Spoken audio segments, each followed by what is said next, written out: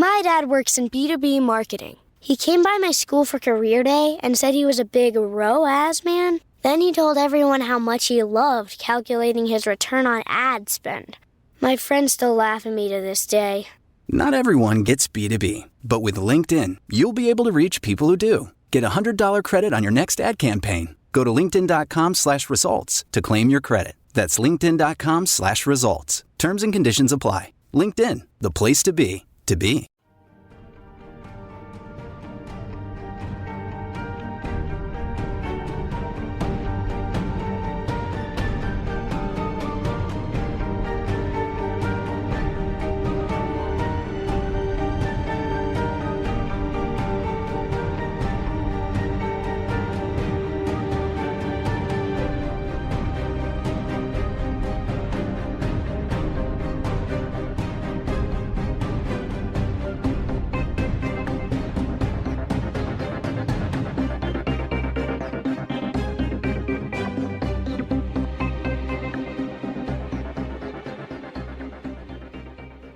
Jeannie? Yes.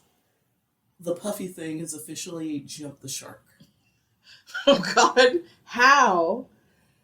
I saw a sponsored post the other day, earlier today, from a law office. Yes. That specializes in class action lawsuits. Yes. So if you or anyone you know has been a victim or has been harassed by Diddy or his entourage, you may be in line for compensation.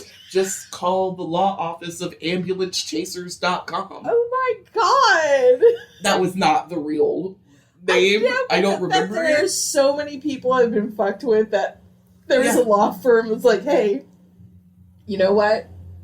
I think there might be hundreds of these people. And if that wasn't weird enough, Drake, the rapper, the pop star. I feel more comfortable calling him a pop star than a rapper. The Degrassi guy. Yeah. Wheelchair Jimmy. Is suing Spotify and the Billboard media people. Yeah. He's saying the fact that Kendrick Lamar's They Not Like Us being a smash hit is evidence of some sort of pay-to-play scheme. That's how you know Drake ain't really about this hip-hop culture and this hip-hop life. Because a real rapper, pop stars sue. Rappers either are going to drop another diss record on you to make fun of you, or they will get somebody in their crew to beat up somebody in your crew. Exactly. And then that'll just be that. Yeah. That's how you know Drake ain't a real rapper. Yeah. He ain't about this hip-hop life for real because hip-hop don't sue. No. That is very Canadian, very pop star. It is very pop star. God, that's some Taylor Swift shit. I was like, oh, okay, so, all right, it's fine. These two pieces of information are just proof that we live in the weirdest timeline. Yes. I don't know what's going on Earth 46, but it can't be as weird as this. I know. Here we've got Puffy giving people mesothelioma, and you can join in the class action lawsuit against Puff Daddy. I'm just imagining the Jacoby and Myers commercial now. Have you or someone you know been a victim of Sean P. Diddy Combs and his entourage?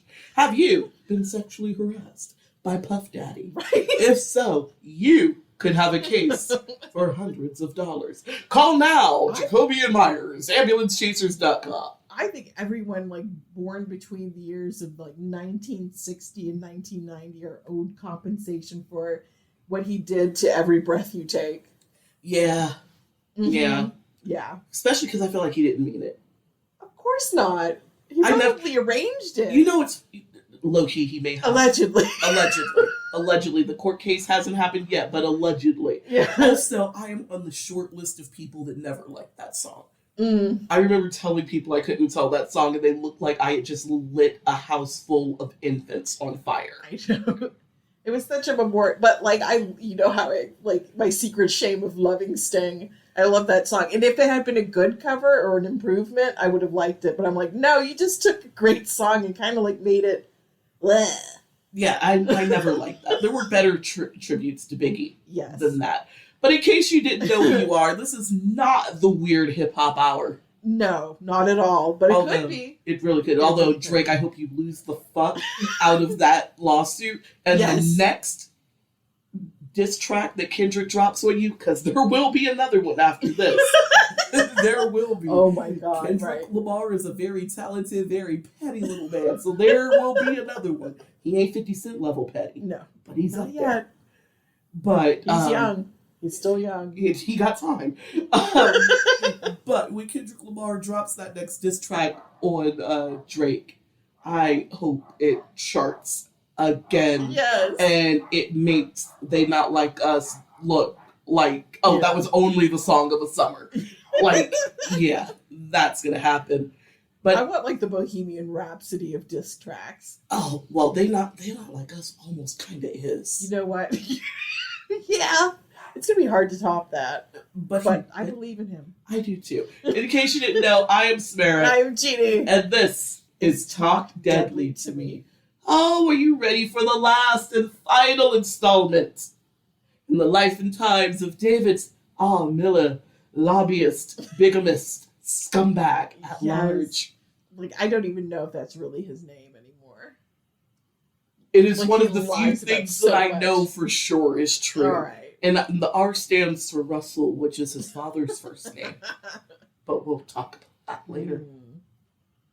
So where we last left off, Jane had found out that all of the furniture that they had just bought for their non-existent house had been returned to the store.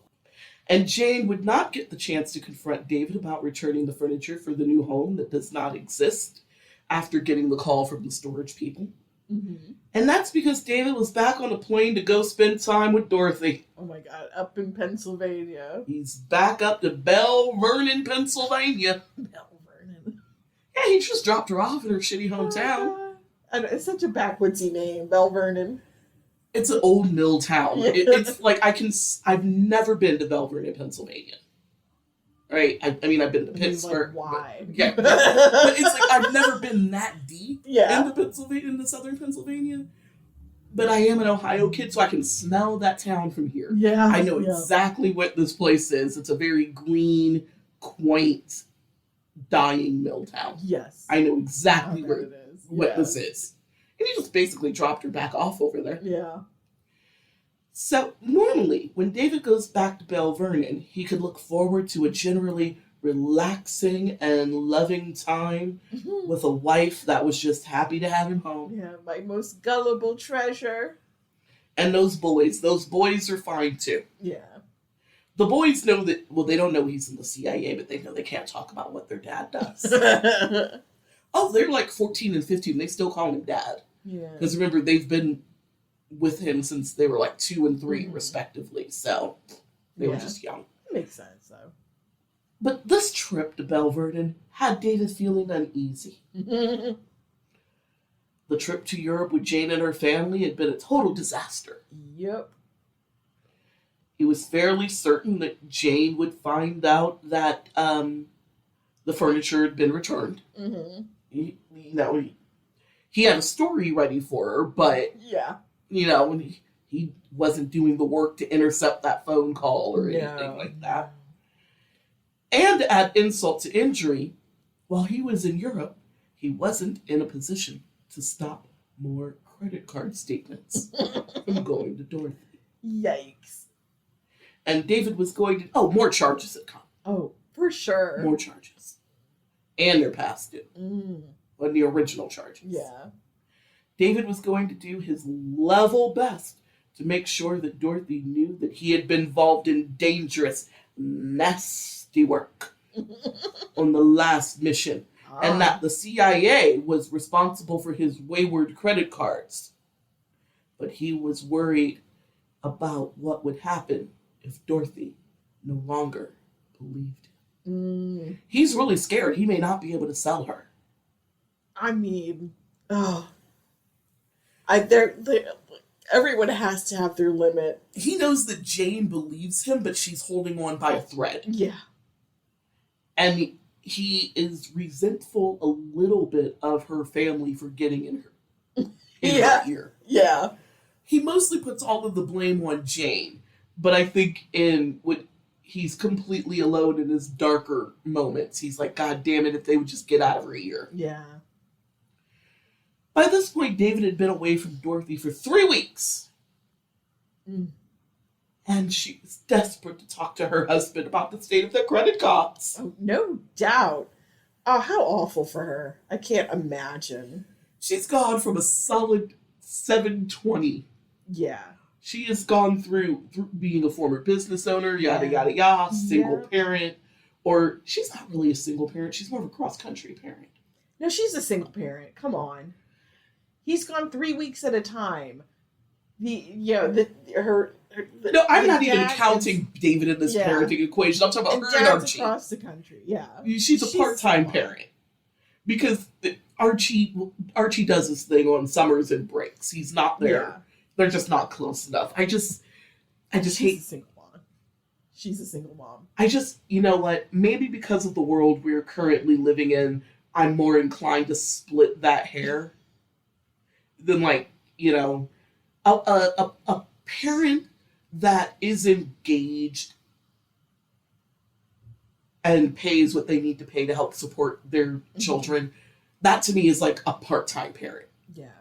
Right? Like, you're getting support, you're getting help, it's just not all the time. Yeah.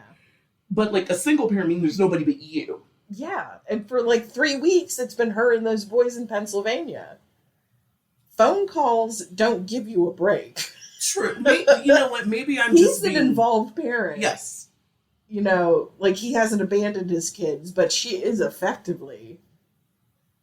Who's waking them up, who's feeding them, who's taking them to the doctor. True story. You know what? Maybe I give Archie credit for being I'm sure he writes to them, talks to them. Yeah, daily phone calls, weekly phone calls, breaks, alternating holidays. Yeah. Summers. And if she was still in LA, it would be 50-50. Oh. He would have those kids at his house every other week. Or every other day, or we'd be swapping off all sorts of things. Yeah, but if you're at your job basically 3 weeks. True. Honestly, if she was still in LA, we would probably be looking at a BFF co-parenting situation. Absolutely. So no shade to Archie, but she's a single parent. True. All shade to David. Oh, yeah. I think I'm just hypersensitive to it because I've been arguing with red pill people lately. Fair. But there are married single mothers. True. And I think with the way David's out of the house, she's a married single mother.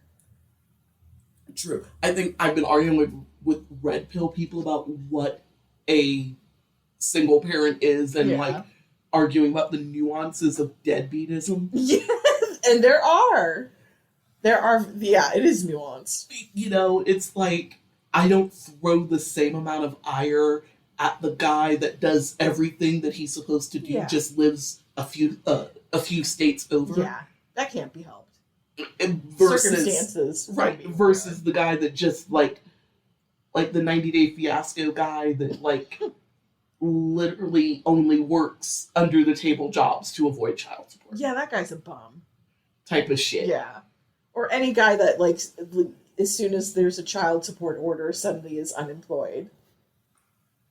Or working a job that's paying minimum wage. Yeah. I think what I'm learning from this bit of our conversation is that I need to stop trying to save some of our mutuals that are on the slippery slope to red pill them. Yeah. Nah, I mean, it's a worthy cause. And maybe some of these suckers, I just need to either let them slide or just walk away. Yeah. Because I'm splitting this hair when I shouldn't be. True. Yeah. Sometimes you gotta let them wallow in their stink for a while. So stinky. So incredibly stinky. Get some native. Yes. Sponsor us. I love your body wash. Anyway, in the time between that Dorothy got the 2 credit card statements, there had been another $30,000 worth of charges. Oh my God. His credit limit's only $50,000. I know, right? And that's spread out between 7-8 cards. Yeah. Yeah. So at 20. Well, no wonder he maxed out in Italy. In Italy, France, and they went to Spain. on that. Oh trip. yeah, it was Spain where he finally like hit rock bottom. Yeah. Spain is where he had to borrow some traveler's checks from Papa Richard. Oh, the shame. The shame. And not only were there $30,000 worth of charges, but none of the charges on that statement were consistent with the work of a CIA agent or the life that she lived with David for over a decade. Yeah. They've been together almost 12 years. Mm-hmm. There was furniture, of course, about $11,000. Fancy dress shops that Dorothy had never been to. She ain't got Louis Vuitton the first in her closet. Aw. If she's got any real fancy designer gear, it's left over from her Sashik days. Yeah. Yeah. But then she is committed to the Elise Seaver. Wait, what is it? I can't remember these 80s sitcom moms. Oh,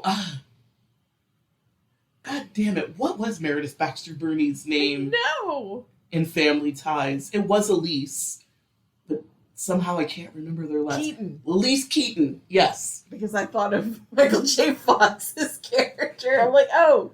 You know, we took the long way to get there. You know, apparently Justine Bateman's fallen off the deep end. Uh-oh. Oh, that's a shame. Ooh, Justine, I'm sorry. Her and Jason are no longer in communication. Oh, shit. Ooh. That is some hot goss. Justine's also not aging well compared to her brother. Yikes. Yeah. Yeah, he is. He's got that Paul Rudd thing going on. This is how I know he's not a problematic person.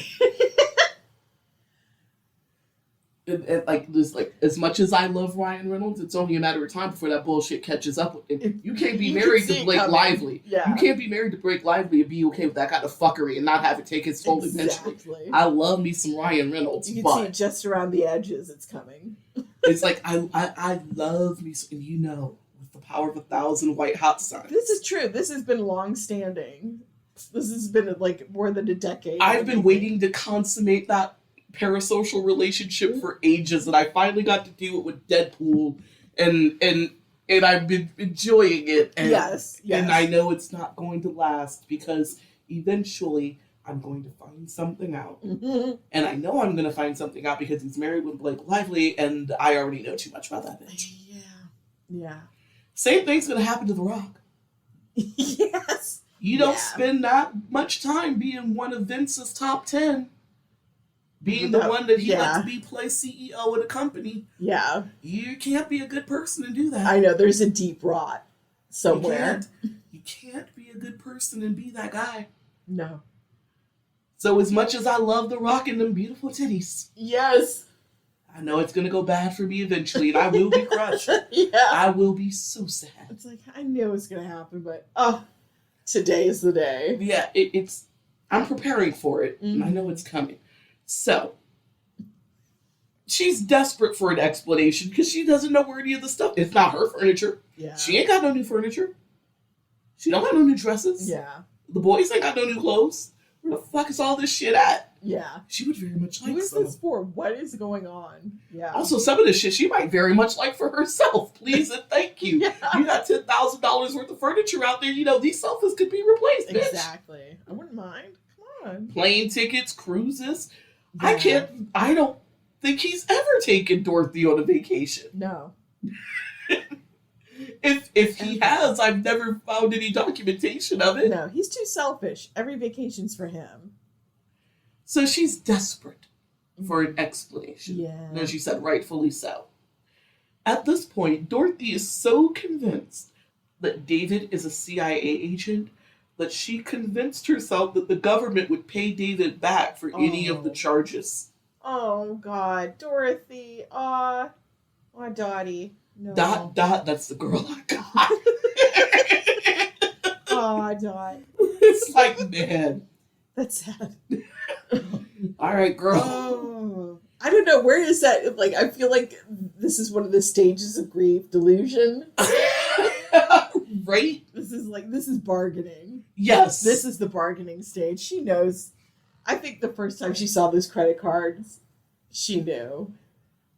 She is so convinced that she was calling the credit card companies every couple of days to see if the CIA had given David the means to pay the balances. Oh my God.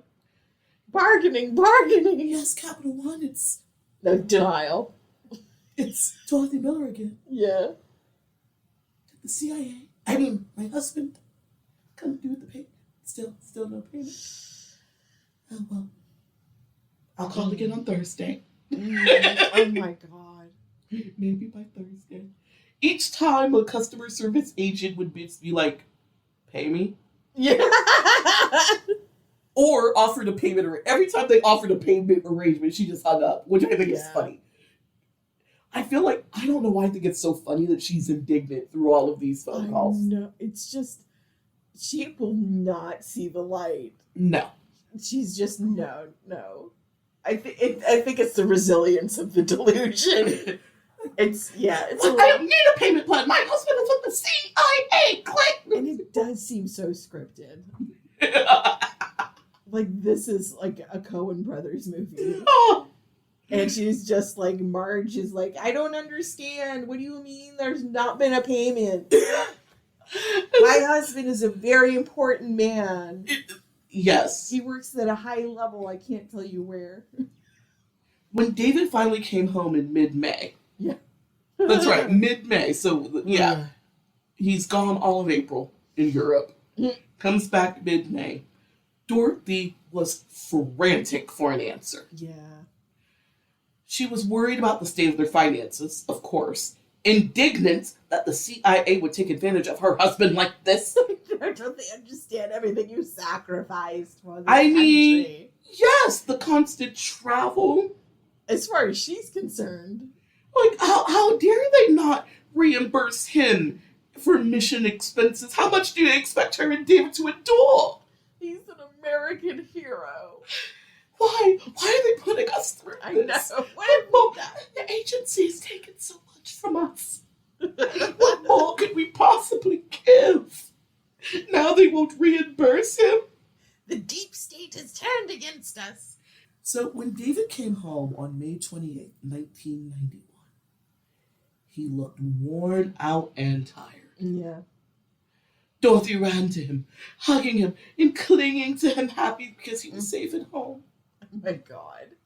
She grabbed David by the hand and led him to the nearest chair. He looked so tired. Yes. Tired and disheveled. And she asked David, what's wrong? David slowly shook his head in the most world-weary way you can imagine. No doubt. And told Dorothy that he was in a lot of danger. And he wasn't sure when the danger would pass. Oh my God, what an asshole. You have to read this whole thing like you're biting your fist. I know, right? Like, oh, why, darling, why? Yeah. While Dorothy was worried for David's well-being, she's also worried about these credit card bills now. Yeah. So is he.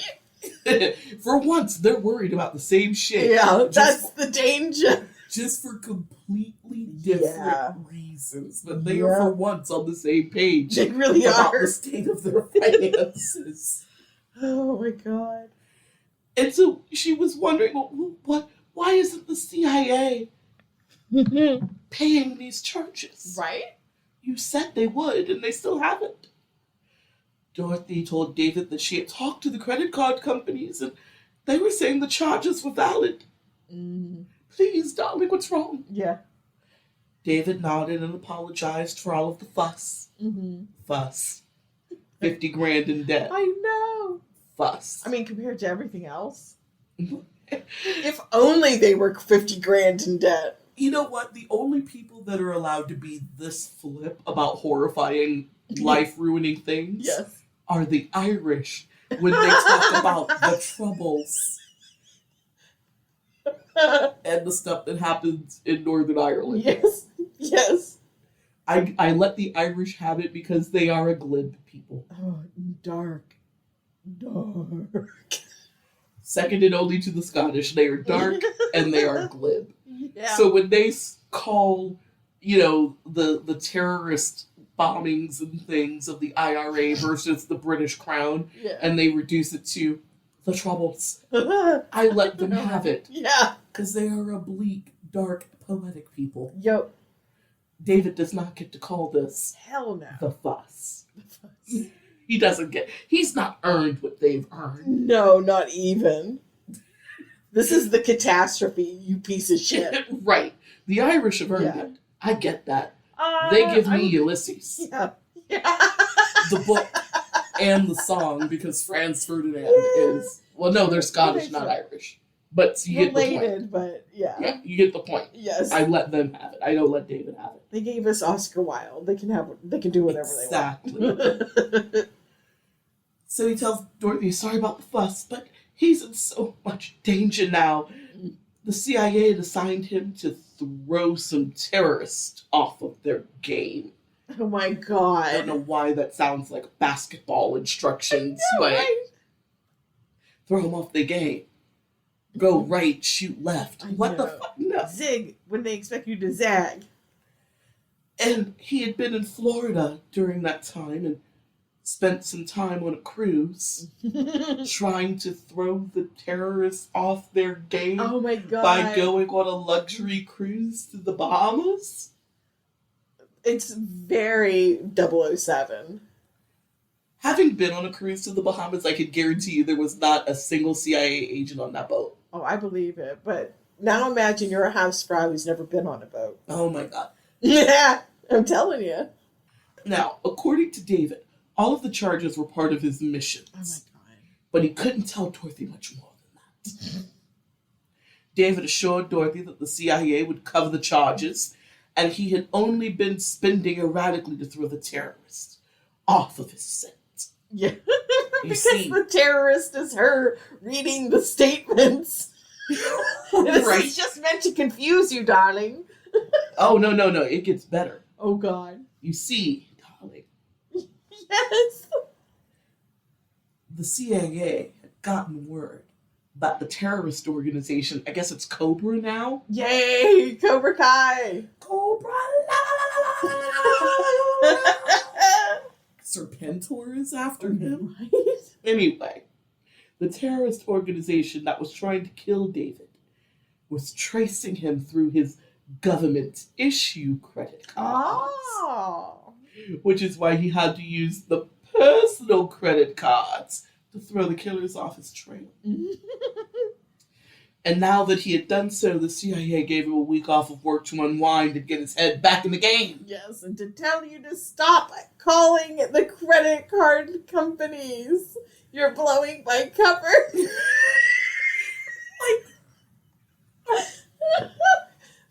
Nerve. Now, in the course of researching this case, I've read this book, Deadly Pretender.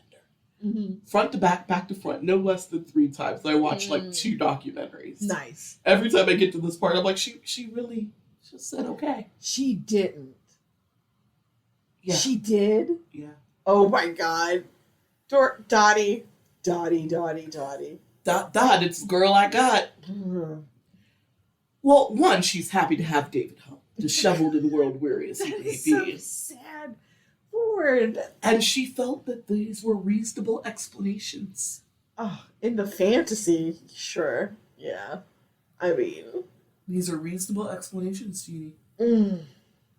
Besides, David was so tired and stressed out. Dorothy's heart went out to him.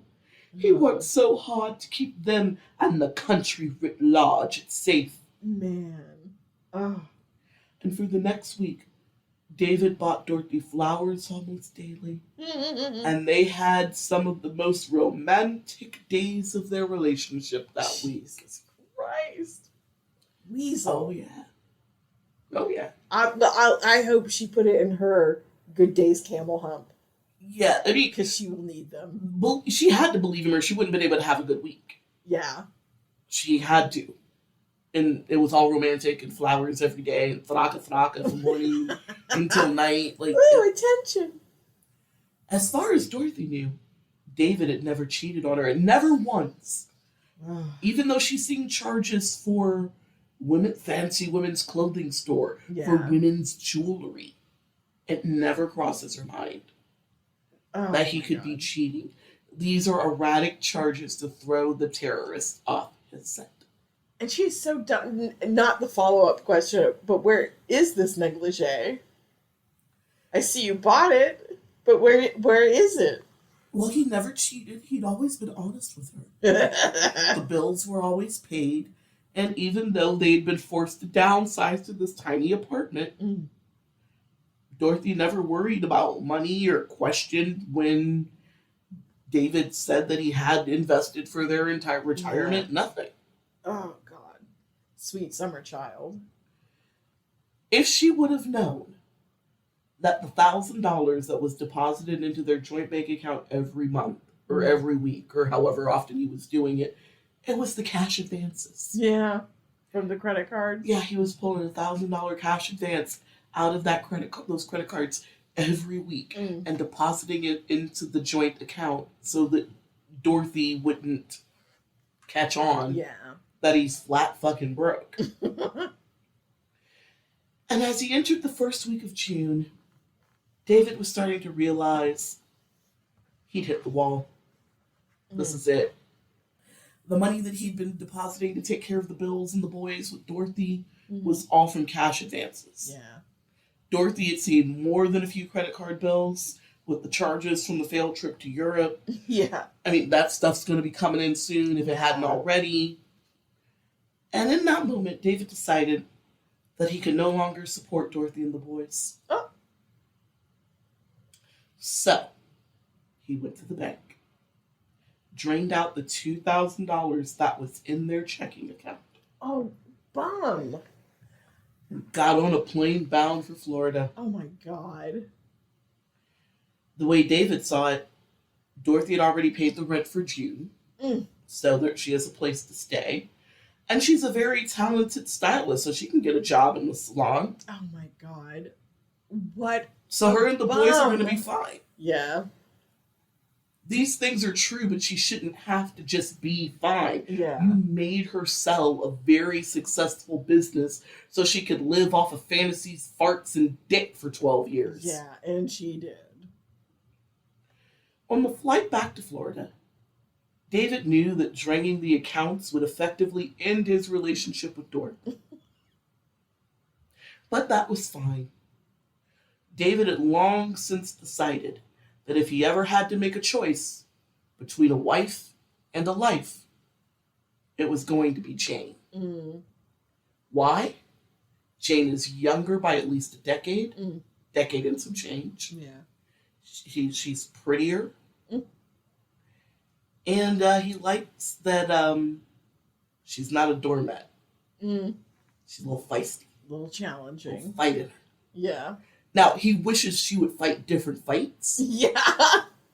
Like, if she could turn that feistiness on the outside world, Yeah. turn that feistiness on a difficult colleague, Yeah. he would love it. Yeah. He would really like her to stop turning that feistiness on him. Mm-hmm. But as a general rule, he likes that shit. Yeah. He wants to keep that. And she's younger. Yeah. You know, why would you want a woman the same age as you Yeah. on your arm? And he's just a shallow piece of shit. Yes. Mm-hmm. That's it. But It's David... the better model. I'm keeping it. Yeah, true story. That's basically what it is. Yeah. But David knows that Jane is still mad at him. Mm-hmm. Yes. And he's going to have to work overtime to save that marriage. He's Yeah. abandoned one marriage, he can still save another. But that's fine. David likes a challenge. And Jane provides said challenge. Yeah. Too bad he's terrible at challenges. Girl. And now that he had gotten rid of the expenses associated with Dorothy and the boys, he could put those resources into getting back into Jane's good graces and rebuild his lobbying business only in Florida. Oh my God. David was bummed that his double life was coming to an end, but he firmly believed that once money started coming in again, Jane would calm the fuck down and he could go back to the kind of travel schedule that allowed him to cheat in peace. He does want to back her into a Dorothy-style corner. Yeah.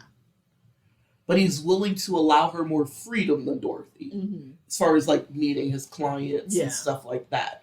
He's willing to allow her to be more a part of his life. Yeah. But he does want to back her into a Dorothy-style corner. Yeah. It's very weird. Hell, David may even find another wife after all this. Yeah. He's pulled it off once. Yeah, he's not going to stop. Well, why not try for the three-peat at some point? Right? David believed with all of his heart that he had done an excellent job of keeping both wives happy. The only problem in his relationships had been the finances. And that was something that he was working on fixing. So on the plane back to Florida, David was thinking up ways to impress Jane so that when he got home, here's what he's going to do. He's going to rent a limo for the ride home. Oh, God. And then take Jane to dinner and a movie. In the limo. I would punch you in the fucking face. I know, right? I would punch a dude square in the dick if he rented a limo and all we were going to go do was pull up into AMC and go to the BJ's for a bazooki. I would punch him dead in the dick. I know. After you returned my furniture. Right? If you returned my furniture, you're going to show up in this tacky airport limo. You haven't gotten me a house yet. Yeah. Then the house that you were going to give me was the house that belonged to your air quote ex-girlfriend, but we can't move into there because the renters are back. And you think that a night out in a stale-ass airport limo with a shitty-ass 80s TV and some lukewarm champagne, the AMC and Cheesecake Factory is going to make it okay? I would put his dick in the dirt so fucking fast. Oh, God. Insult me. Imagine being the Applebee's. I don't want to miss a thing. Girl. You don't need more than some baby back ribs to make it up for me. I don't care. Gonna take me to Applebee's for a 2-for-1 appetizer and I know. A blue motorcycle. I will beat you to death with this bottle of lukewarm champagne. I will beat you. Because you know it was Reuniti on ice. Yes! Yes! I don't know why I think it was Reuniti. You know why? Because it's the early 90s and I remember those commercials for the 80s. Of course it was Reuniti. I would beat him with that bottle of lukewarm Reuniti on ice. Before I dealt with, dinner and a movie. Fuck you, David. And what was the biggest movie in 1991? I know it wasn't good. It's probably like Dances with Wolves. I would punch him dead in the dick for some shit like that. You don't take me to some shitty Kevin Costner flick. That or like Encino Man. I don't know.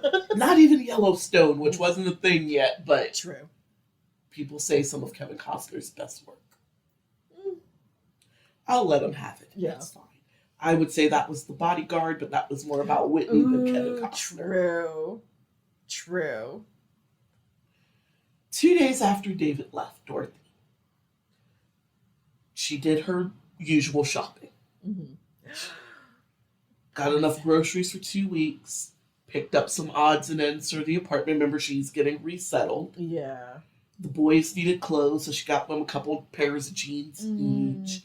And even treated herself to a new dress. I don't know why I think she was at Ross. Probably like TJ Maxx. Marshalls. Yes. Dorothy wrote checks for all of her purchases. That Wednesday, so she goes shopping on like Monday. Sunday, Monday, she goes shopping. Wednesday, she gets a call from the bank and their in-house investigators. They advised Dorothy that her checking account was seriously overdrawn. Dorothy is confused because by her estimate, she should have like $1,500. Yeah. More than enough to cover the, let's say, groceries and clothes for her and the kids. Let's say she spent $700. Plenty. Yeah.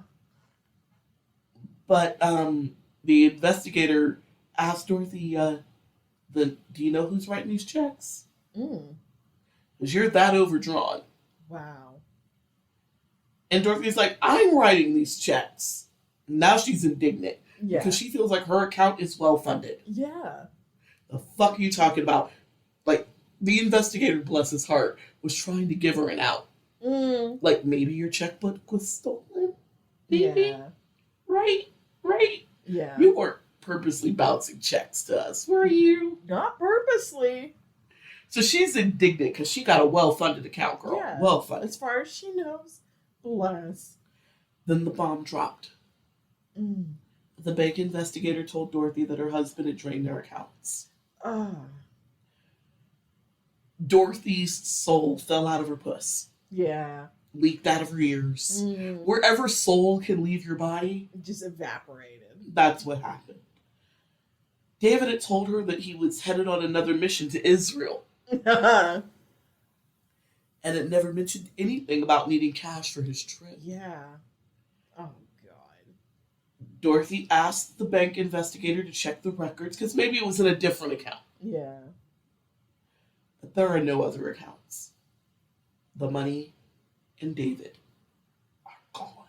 Oh. Gone. I can't imagine being left that high and dry. No matter how foolish someone is, they don't deserve that. It's gotta be terrifying. You're just going through life. You just wanted to pick up some lunch meat and Hot Pockets. For your kids. They needed a couple pairs of jeans, and you found a cute dress in the process at the TJ Maxx. Yeah. And now you're being told that you are destitute. Yeah. Mm. Dorothy told the bank investigator that I need to speak with my husband. Which, you know what? It's a good cop-out if somebody's being a hard salesman or something. Just lie and say you gotta talk to a man. Yeah. They'll leave you alone. Yeah. I hate doing it, but it works. Yeah. I hate it when, anytime I've had to, even when I was single, I've trotted that one out just to like make people back off, and I hate it. Mm. But it works. Yeah. All right, Bruce, I'll hold your hand. Hold on. Aw. I have to hold his hand. He's over here hitting me like, hold my hand, bitch. Yeah. Hold my hand, bitch. It's that time. All right, are we done holding hands? We're done holding hands. There we 5 seconds of hand holding. That's all we want. go. And not only would she speak to her husband, but she would be down later in the afternoon to make a deposit. Now she just needs to get off the phone with that man. Yeah. Because she would like to lay on her floor and cry. Yeah. For at least a solid hour. Actually, what she ended up doing was sitting down at her kitchen table. And then she decided to do the unthinkable. Mm-hmm. She's going to call David's office. She's going to call the CIA? How do you do that? Did she get the yellow pages? She called 411. Nice. Information. I need some information. And she was told that there was no CIA office in Orlando, but that the nearest branch of the CIA in Florida would have been in Miami. Makes sense. Dorothy was like, but that's impossible.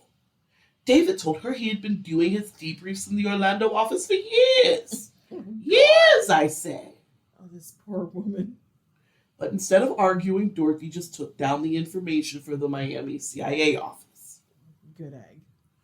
Dorothy thought that there was a simple way to explain this lie away. David was scared that she and the boys would be in danger if they ever came to the office. Mm. So he lied about the location to protect his family.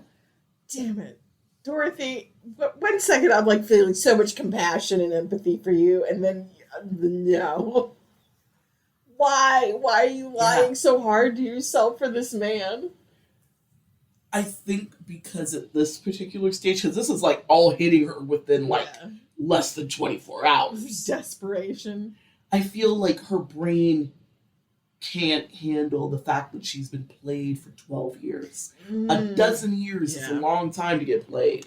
Like, it's one thing to get played and a guy, like, scam you out of a overpriced meal. Mm-hmm. I've had that happen in single life. Mm-hmm. You go out with a guy that you don't realize is a low-key dirtbag. You want to go to dinner. He was like, oh, I'm a little light. You say, that's okay, I'll get it. Yeah. And then instead of just ordering the enchiladas, they order the $50 mole. Yeah. Like, I've had that happen to me before. Yeah. And you pay it because it's what it is. Yeah. But you didn't realize he was a scumbag until that exact moment when it's really clear, like, oh, you're just taking advantage of the fact that I'm paying. Mm-hmm. you're a bitch. Yeah. All people like that are scum. It is not a gendered thing. Oh, true. All people that do Yeah. shit like that are scumbags. So it's like, it's one thing to get played like that. And it sucks, but it happens, and you just never speak to that person again. True. That's what happens when it happened to me. Mm-hmm. I got scammed for a pricey dinner. Fuck this asshole. Yeah. Never block. spoke with him again. Yeah.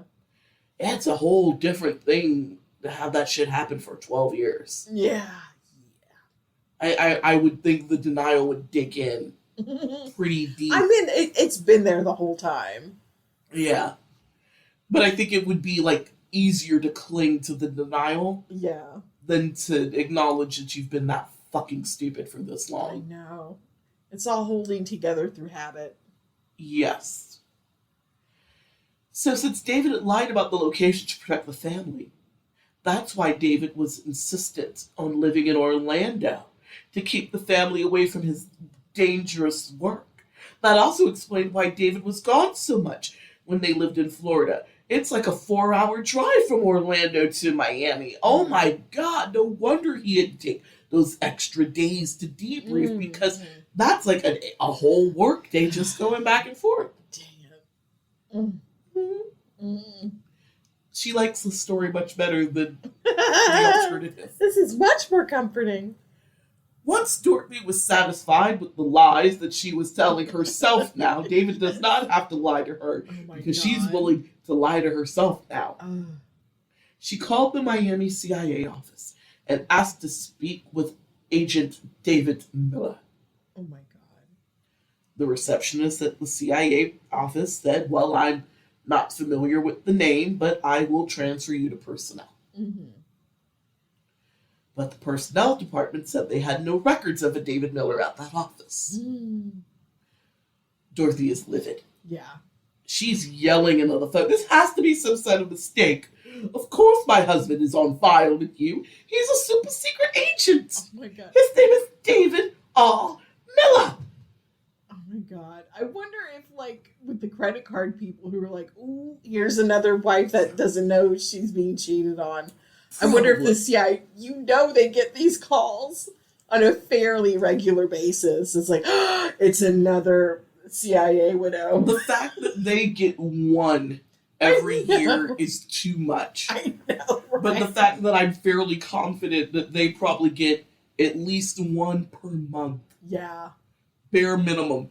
Each CIA office all over the country gets one a month. Yeah. And the fact that they get that is way too many. Does Frank McDonald work there? No. And they probably get a lot more than that. But the fact that they at least get one a month is way too much. Nobody should ever be getting that call. Oh, God, right. Dorothy must have sounded like a crazy person at this point, because she is screaming at the Miami personnel department of the CIA, and her husband has been an agent with them for at least 12 years. She even started asking if it was possible if David used a different name on missions. Oh, God. Just ask around. Somebody there has to know. Oh. Is there somebody in the hall? Yeah. Is there someone in the bathroom that you can ask? Exactly. Someone has to know. Announcement on the PA. Someone knows who they have to. Attention CIA. We're looking for a Miller. David Russell Miller. Super secret agent. Not a regular agent. Super secret agent David R. Miller. He's in Israel. It's gotta be there. Yeah. You must know something. So the personnel department is like, look, bitch. He ain't here. The best I can do is give you the address to the personnel director of the CIA in Washington, D.C. You can write to them. You can submit a formal request for an employment check. But that is all I can do for you. Now, Dorothy is now equal parts frightened and insulted. Yeah. They've essentially told her that she's crazy. Yes. Yeah. Yeah.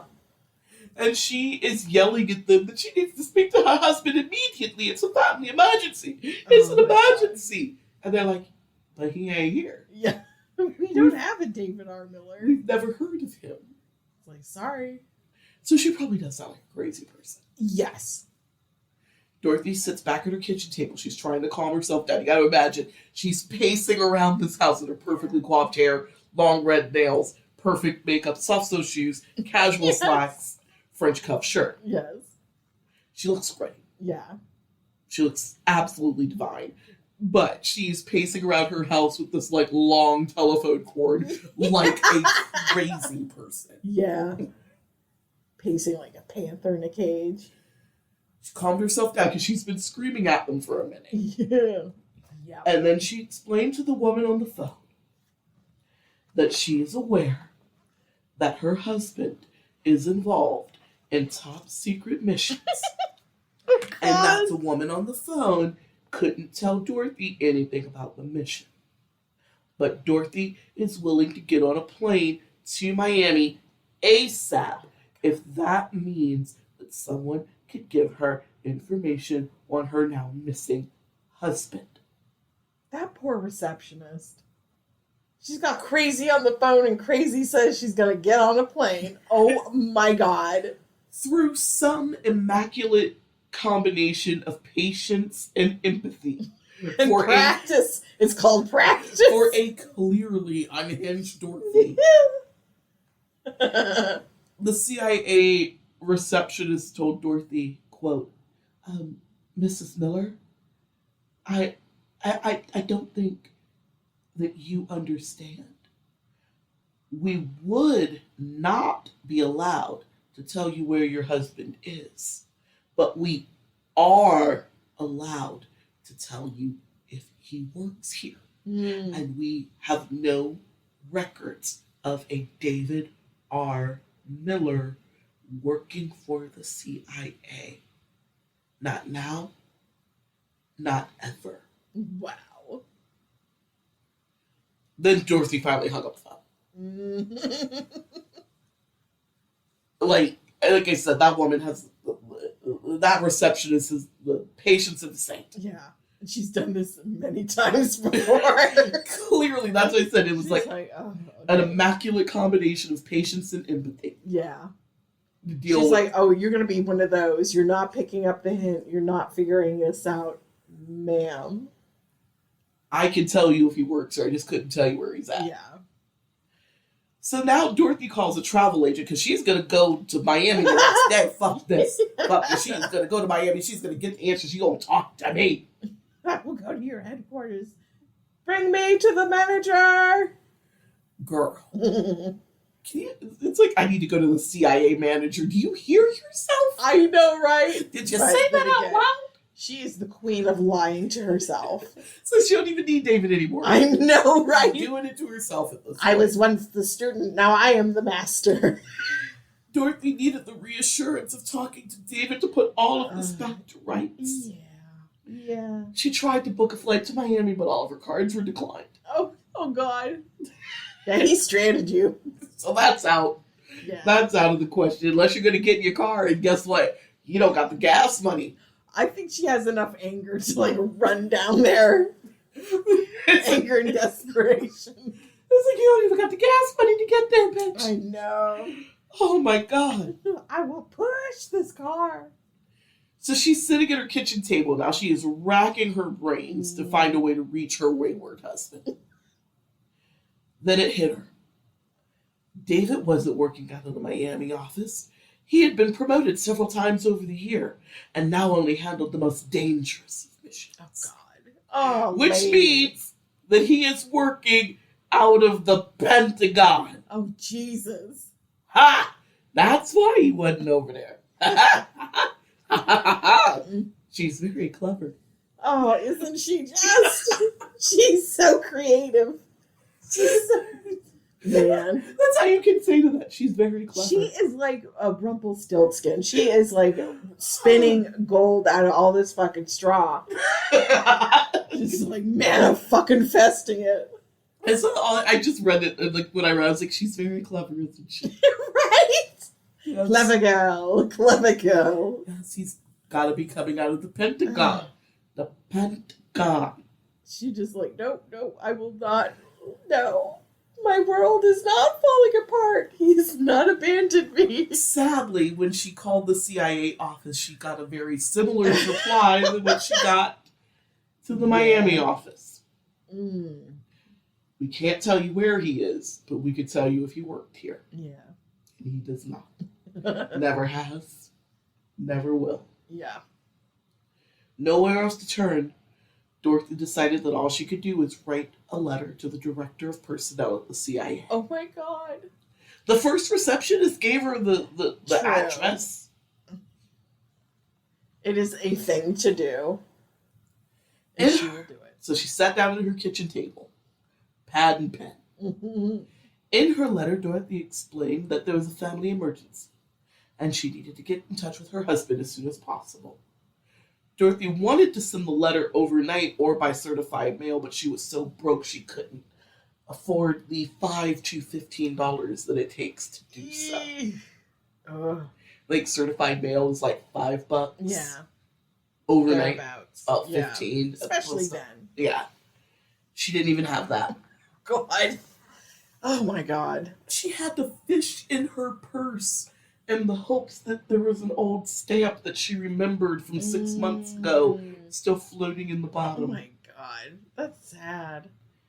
And that's how she got the letter into the post. Oh God.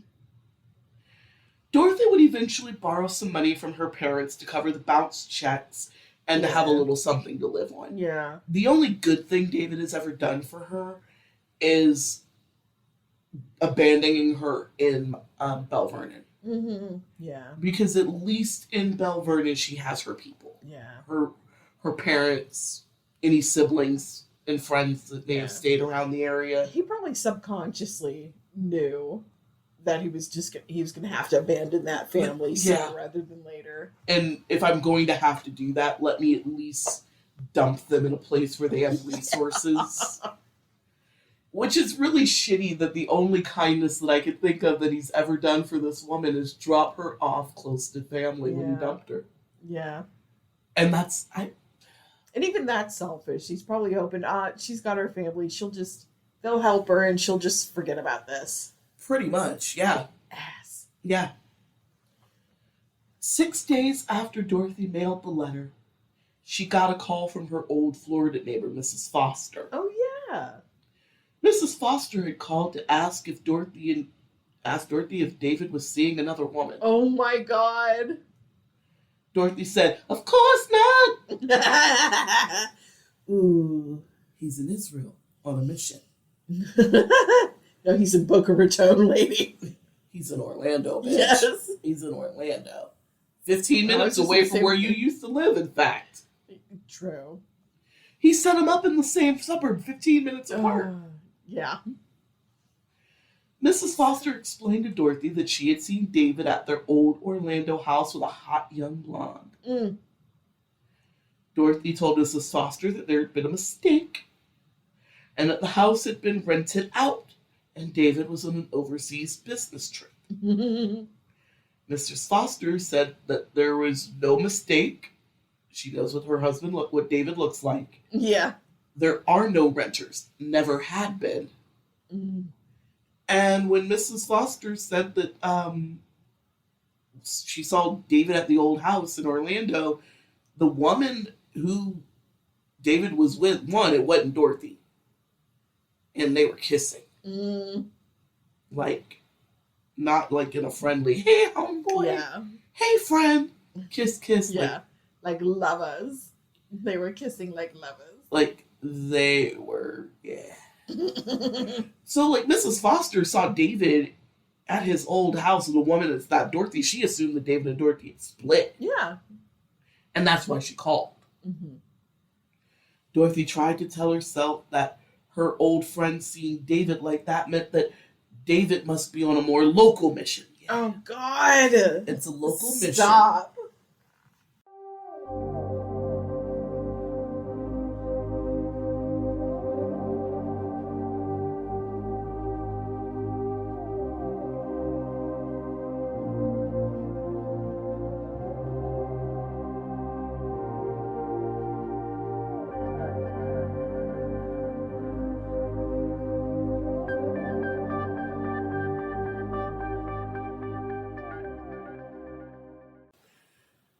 So Mrs. Foster calls. Mm-hmm. And, she's telling Dorothy she saw, David hug it up on some Yeah. hot young blonde. And Dorothy asked, well, were they in business clothes? She will not let this penny drop. Well, because if they were in business clothes, then this woman must be another agent, Oh my and her and God. David are on some sort of thing. Mm-hmm. Because business, Yeah. I mean, it was business time, and not in the way that Dorothy's thinking. It's part of his cover. I think that was Jermaine, what's his name? The Aussie comedians. Yeah. Clement? Flight of the Conchords. Yeah. I think Business. Jermaine Clement. Jermaine Clement. Business time. Business time. Yeah, it was that kind of business time. Yeah. Mm-hmm. And so Mrs. Foster had to tell Dorothy, no, they were in beach clothes. Oh. The woman was in shorts and a tank top. And so Dorothy's now confused. David being with a woman in business clothes made complete sense. Mm-hmm. If it's another agent. Yes. Dorothy's progressive enough to do our female agent. She is that progressive. Mm-hmm.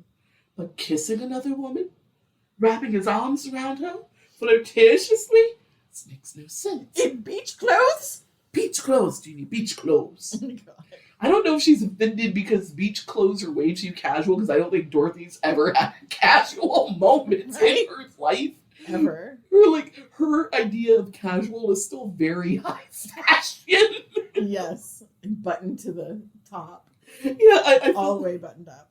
I feel like even she wears a maxi sundress with a caftan over top. Yes. Kind of lady. And a big hat. Yeah. And the most impeccable open-toed red bottoms you've ever seen. Mm-hmm. I just feel like Dorothy's casual is still very high fashion. Yes, yes. So I don't know if she's more offended that David was possibly with another woman, or if she's just offended by the notion of beach clothes not being worn at the beach. Yeah.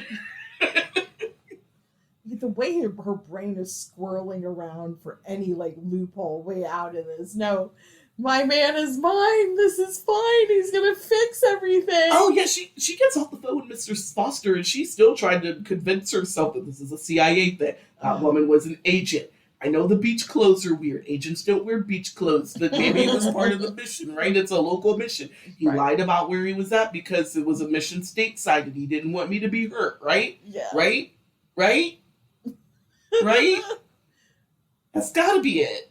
Right? Oh, man. Dottie. Later that same day, right after she gets off the phone with Merrick, or with Mrs. Foster, her first name is Merrick. But I didn't care about their first names, I just remembered them. It was funny, I wrote Mr. and Mrs. Foster to not throw in too many names to make it confusing, but I remember that her first name is Merrick. That's a memorable name. I don't blame you. Merrick and Tom Foster. Anyway, later that same day, after she gets that call from Merrick Foster, Dorothy finally got her answer from the CIA personnel director, or at least an agent in that. Yes. She received a reply. As Dorothy read the letter, she fell to her knees, crying, trembling, hand over the mouth, gasping. If you can imagine, sobbing. You can imagine bleeding mascara. Yes. Slowly, right? Because it's not full ugly. She's not gonna ugly cry. This is Dorothy, bitch. She ain't gonna ugly cry. So it's gentle, soap opera style bleeding mascara, starting at the corners of her eyes and then working their way downward. Eyes widen. She puts her hand over her mouth to stifle a scream. Perfectly manicured nails over her mouth. Yeah. As she drops to her knees reading the letter on the floor in her good slacks. Yes, shoes. always. But it wasn't just the letter itself that really, really fucking shook her. I mean, it did shake her because it said that David Miller had never worked for the CIA. Yep. And this is directly from the personnel department. They know. Yeah. Nowhere in the world. But it was that last line that ripped her heart out. Oh, yeah? Because the agent that wrote Dorothy that letter from the personnel department said, quote, Unfortunately, you seem to be married to a con man. Oh, good for them, though. I mean, the truth is the truth, but I know, but like, good for them for just laying out, like, man. In the corazon. It hurts so bad. Yeah. But she can't lie to herself anymore. Yeah. You can't pretend after that.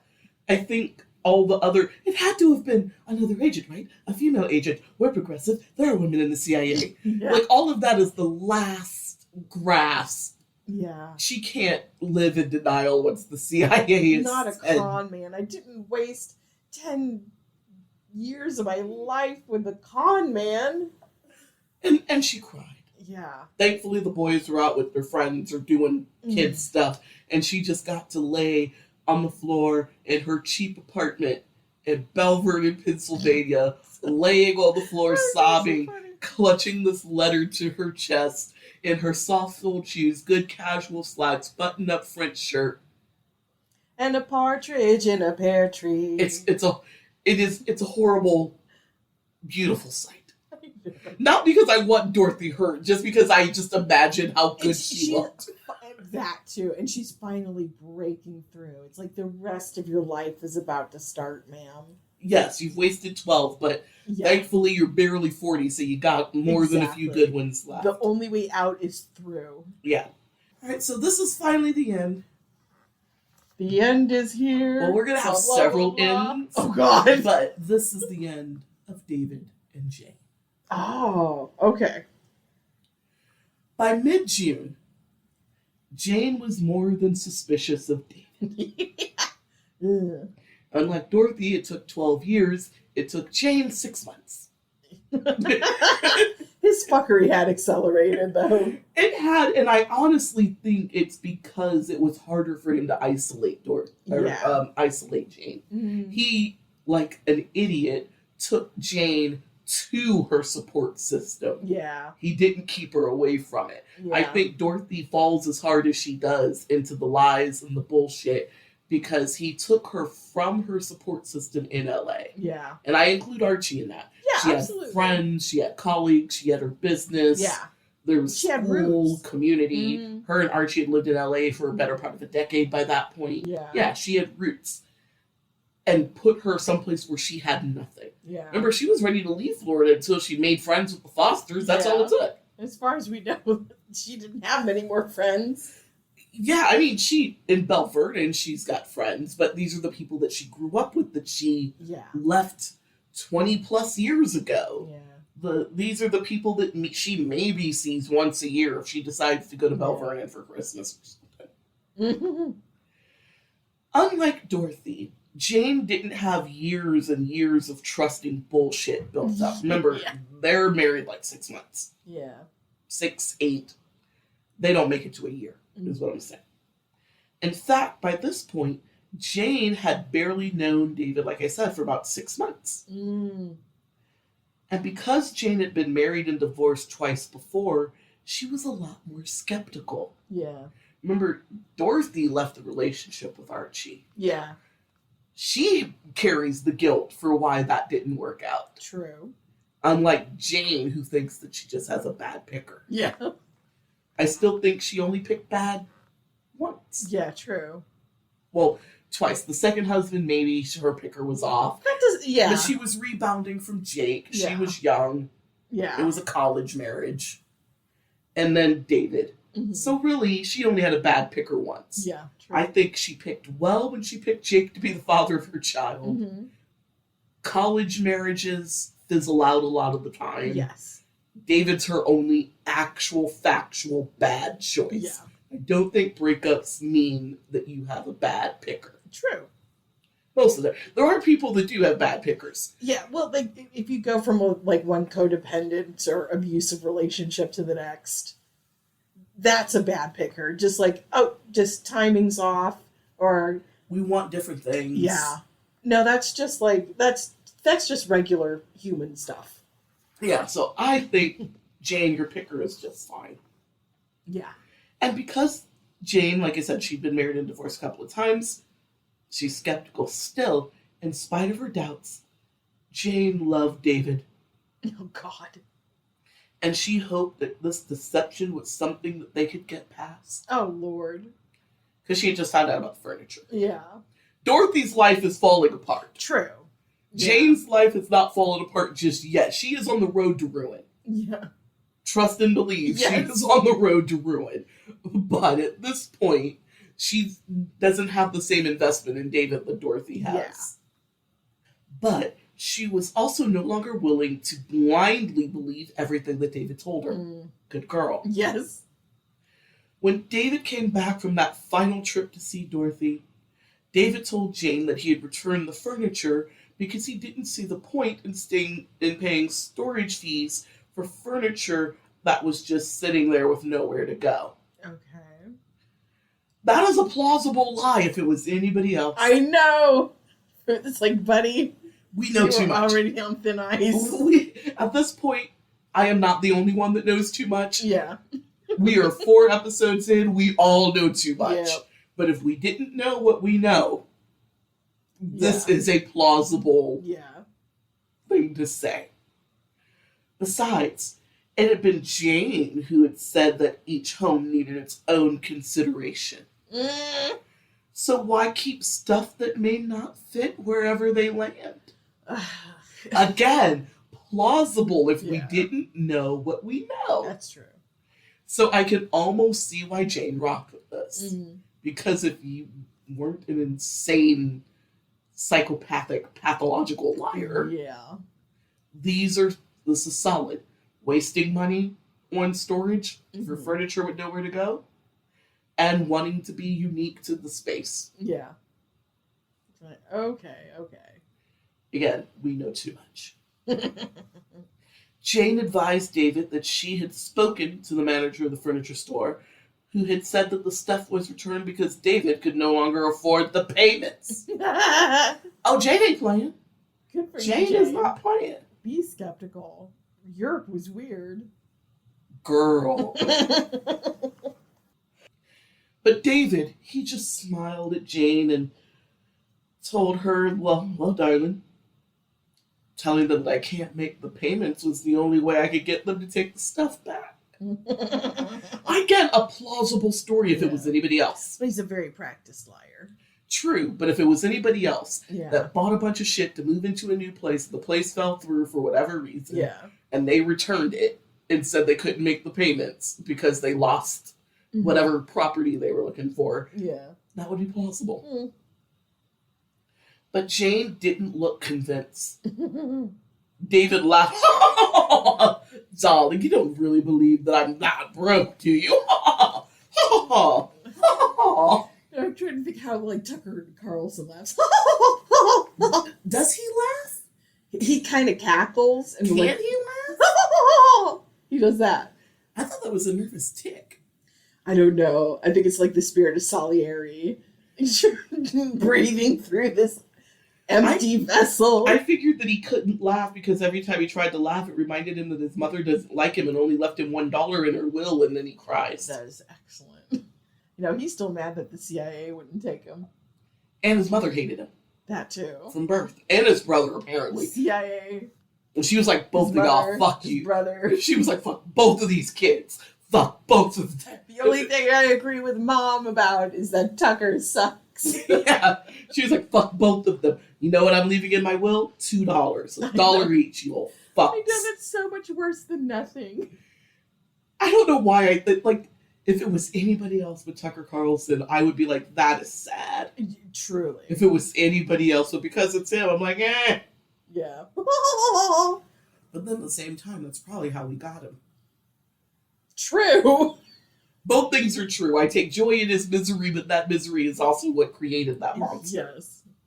So by this time, Jane had gotten a job in computer sales. Oh, good She for made her. good on her promise that she was going to get her a good job. Yeah. David had purchased her a car. He had bought her a Caddy.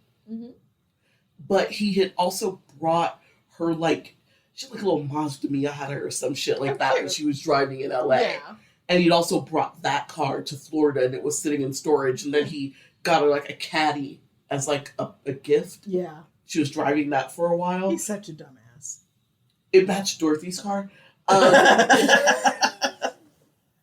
But by the time they get to that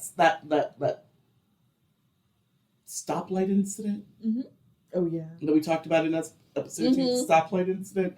By the time we got to the stoplight incident, she had quit driving it. After the stoplight incident, she's like, nope. But yeah, so after the stoplight incident, she had pretty much quit driving what he gave her and was driving her little Miata again. Yeah. She wanted none of his presence in that moment. yeah, And while having a new job did take care of her boredom and made her feel like she was putting down roots again, she couldn't shake the feeling that something was off about David's job at Disney. It's weird. yeah. Good for her. A new job just doesn't let you go running off like this, No. willy-nilly. God A new job usually doesn't send you out on this much travel. no. That's like for the seasoned people, the vets. Yeah, that's for salespeople. Also, right.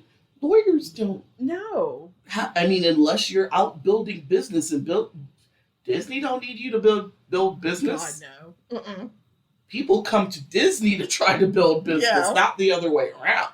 Right? Very true. She had seen his office and all that. Okay, that's fine.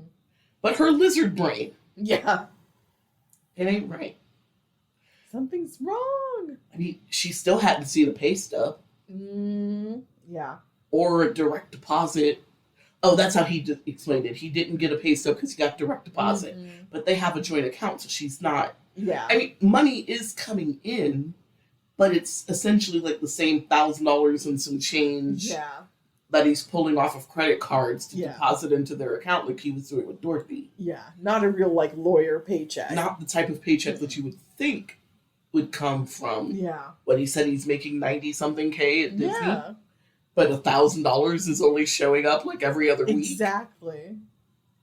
It's like, how is it not at least $3,000? Right. Like, even if you And taxed his it. investments. Right, so why isn't that shit showing up? Yeah. So Jane called her sister Debbie and asked if she could help her get into the bottom of who David Miller really is. Oh my God. Better late than never. Oh, Debbie's already gotten an earful about the trash-ass trip to Europe and the million reasons why their sister Sandra just was like, fuck David right in the ear, fuck him with a glass dick, and I hope it breaks and he gets a sliver. Like, Yes. fuck him. Ooh. Fuck him. Fuck him. Yes.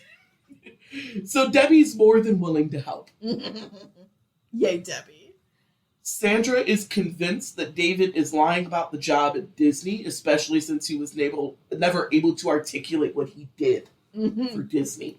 Remember, Good reason. through that whole trip to Europe, up until everything goes to complete shit, Yeah. Jane's family is just peppering him with questions. Yeah, getting to know you. Getting to know you. Getting to know all about you. He's running out of lies. And so she's like, so what do you do at Disney? I know that you're a lawyer, but there are different types of lawyers, Yeah. different types of specialty. Are you Are you an entertainment lawyer? A corporate lawyer? Are copyright, you... Exactly. intellectual property? Mm-hmm. There's a lot of different Yeah. types of lawyers you could Are be. you real estate? Employment? Yeah. There's a ton. There's a billion types of lawyer. And Disney has at least 10 of each kind. Yes. At least 10. Mhm. Probably more. They are legion. Yes. With Even all- human rights lawyers, all of them. With every different type of lawyer that you could possibly think of, Disney is legion. Yes. And David could never say what he did at Disney other than he's a lawyer Yeah. at Disney. I'm a lawyer. Yeah, I do lawyer things. That's not an answer. I know, right? These people, even though the family originates from Virginia, they've been in Florida long enough to know that Disney is legion. Yeah. You need to be more specific. You can't just say I'm a lawyer. Yeah. You're not the first Disney lawyer we've met. Or Disney employee. Or Yeah. Disney corporate person. Anything. Yeah. There are certain, you know what, that line might work if you lived in Buckfuck, Indiana. Yes. Yeah. But you can't lie, and you can't live in Florida or California and lie on Disney. I know, right? It's Literally, like, your we'll offices sniff it are out over immediately. there. Because their offices are up the block. Exactly. I can call You them. do what? I could go there. Yeah. I might know somebody that was a cast member that got promoted to corporate that can check. It's like, do you know Susan in marketing? Right. No, she's the VP. He should have picked a different corporation. Yeah. He should have been a lawyer for Jacoby and Myers or some shit like that. Exactly. He could have maybe pulled that off. Disney was just the wrong company to pick for this lie. So Debbie suggested that Jane call the bank and ask where the direct deposit's coming from. Mm. Jane said that she would call, and while Jane's doing her thing about their banking account, within 10 minutes, Jane had learned that while there is money in their accounts, it's not coming from Disney, like I said. Yeah. She doesn't know that the little bit of money that they got, $1,000 here, $2,000 there, $5,000 here, she doesn't know that it's coming from credit card advances. Yeah. But she knows it ain't coming from Disney. Yeah. Seeing that her baby sister was about to fall apart again, everybody in this family, God bless them, everybody in Jane's family is just sitting there with the Hoovers at the ready, with the wand attachment. Yes. To collect every particle. Because she's going to fall apart again. Yeah. They know it, and they are committed to sweeping up all of her pieces and putting her back together each and every fucking time. Yeah. It's a good family. So Debbie offered to call Disney and check to see if David's there. Fuck it. Yeah. Saw the office, but he always says never to call. It's like... David says never call him at work because the company frowns on too many personal calls. Mm-hmm. Valid, but not. Yeah. If it was anybody else, that is valid. We grew up in the 90s. How many times did your parents say never call the office unless it's an emergency? Yeah. True. In the days before cell phones. Yeah. Hell, even now, don't call me at my, even if you call me my personal cell phone. Yeah. Don't call me at work unless it's a super emergency. Exactly. Just send a text. They don't like me spending too much time on the phone. Yeah. Just text me and I'll hit you at lunch. I'm just imagining Jane's phone calls to Disney and Dorothy's phone calls to the CIA just crossing each other in the ether. As they're connecting. Where's my man? Where did he go? Does he work there? Have you seen him? I'm like a bird. I love to fly away. I don't know where my home is. I don't know where my home is. It's that. That's how those calls were passing each other. Yeah. So Debbie calls Disney. Jane said that she had done that a few times, only to be told that David was out of the office. Mm. He did take her to the office of a David Miller. Yeah. So Jane would never leave a message when she called, though, because he had told her never to call. Yeah. And so she didn't want him to find out that she was snooping and checking up on him. Oh, that's too much. Debbie has no such compunction. Yes, this is my baby sister. Yeah, Jane is the youngest girl because there's Sandra and Debbie that are older. And then and there's a brother. Mm-hmm. So she's what, like 3 of 5 or 3 or 4? She's got a decent number of siblings. Yeah. And so, Debbie, like I said, has no such compunction. She's going to call. And she would do some more checking and get back to Jane. An hour later, Debbie calls back. And she's got bad news. Mm. David does not work at Disney. Ooh. She wants to believe. Jane still wants to believe David. God damn it, she does. Yeah. So she asked Debbie how she was sure. Mm-hmm. Debbie explained she had called the Disney office and was told that David Miller wasn't in. She said, fine. Can I have his receptionist or his assistant? Yeah. I'll leave a message. When she got to the receptionist, Debbie gave the woman a description of David. She was told he wasn't in. And she said, well, let me make sure I have the right David Miller. Mm. Very common name, right? Yes. Yeah. It's right up there with like John Smith. Right? Steve Jones. Yeah. Yeah. David Miller is in the Hot 100 of very boring, generic white guy names. Brad Johnson. Yeah. That I bet you there are still 10 David Millers that work at Disney. At least. Right? Different capacities, Exactly. but there's probably at least 10. Exactly. So she just was like, okay, he's not in the office, but let me make sure I got the right David Miller. Mm-hmm. Can I describe him to you? The receptionist says, sure. Debbie gives the receptionist the description of David. Middle 40s, fair skin, black hair, dark black, brown, almost black eyes, 6 foot tall, about 200 pounds, yada, yada, yada, yada, yada. That is not the David Miller that works in this office. According to the receptionist, the David Miller that works in that office is a semi-retired lawyer that's worked for Disney for over 20 years and rarely comes into the office. Oh. That was such a stroke of luck for that con man. It was, both things are true. He knows that he has a common enough name that he would find a David Miller at Disney somewhere. I think the luck is that the David Miller that he found that happened to be a lawyer just happens to hardly ever be in the office for real. And that's why he was able to just walk in there and put a random framed picture of Jade on a desk and nobody said shit because that David Miller is never in the office. That's too funny. And he's bald. He's like 70-something years old and bald. There is no resemblance between the two. Jane is at a loss of what to do next. Yeah. And Debbie's like, bitch, leave. Yeah. That's what you do next. Leave. Get out. Right now. Walk away. Do not do this. Yeah. I can't imagine being in that position, but like from like the bad spouse quarterbacking here. Yeah. Like I would like to think I would immediately just grab your credit card, just grab your essentials and hide. And go to your parents' house. Yeah, just hide. Yeah, she's got plenty of family. Yeah.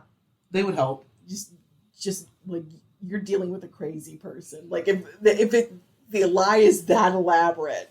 And if you didn't want to stay in Florida, her family would have helped her get back to LA. Yeah. Easy. Yeah. I would disappear, never answer the phone. Just forget about me. Jane admitted that she thought about leaving David, but she just didn't want to believe it. Oh, There's got to be some sort of an explanation. At this point, I think Jane has convinced herself that her picker is so off and that she needs to be married or something so desperately that we're in sunk cost fallacy territory now. When David got home that evening, Jane confronted him about Disney. But he had a story. Of course. What was this one? Of course there's no personnel records for me, darling. I'm an independent contractor. Oh my God. I'm a 1099 employee. Disney just happens to be my primary client. They call me in when they want something done. Oh, God. But Jane still wasn't buying it. She wanted to. But the lizard brain is like, no, Jane. It persists. It does.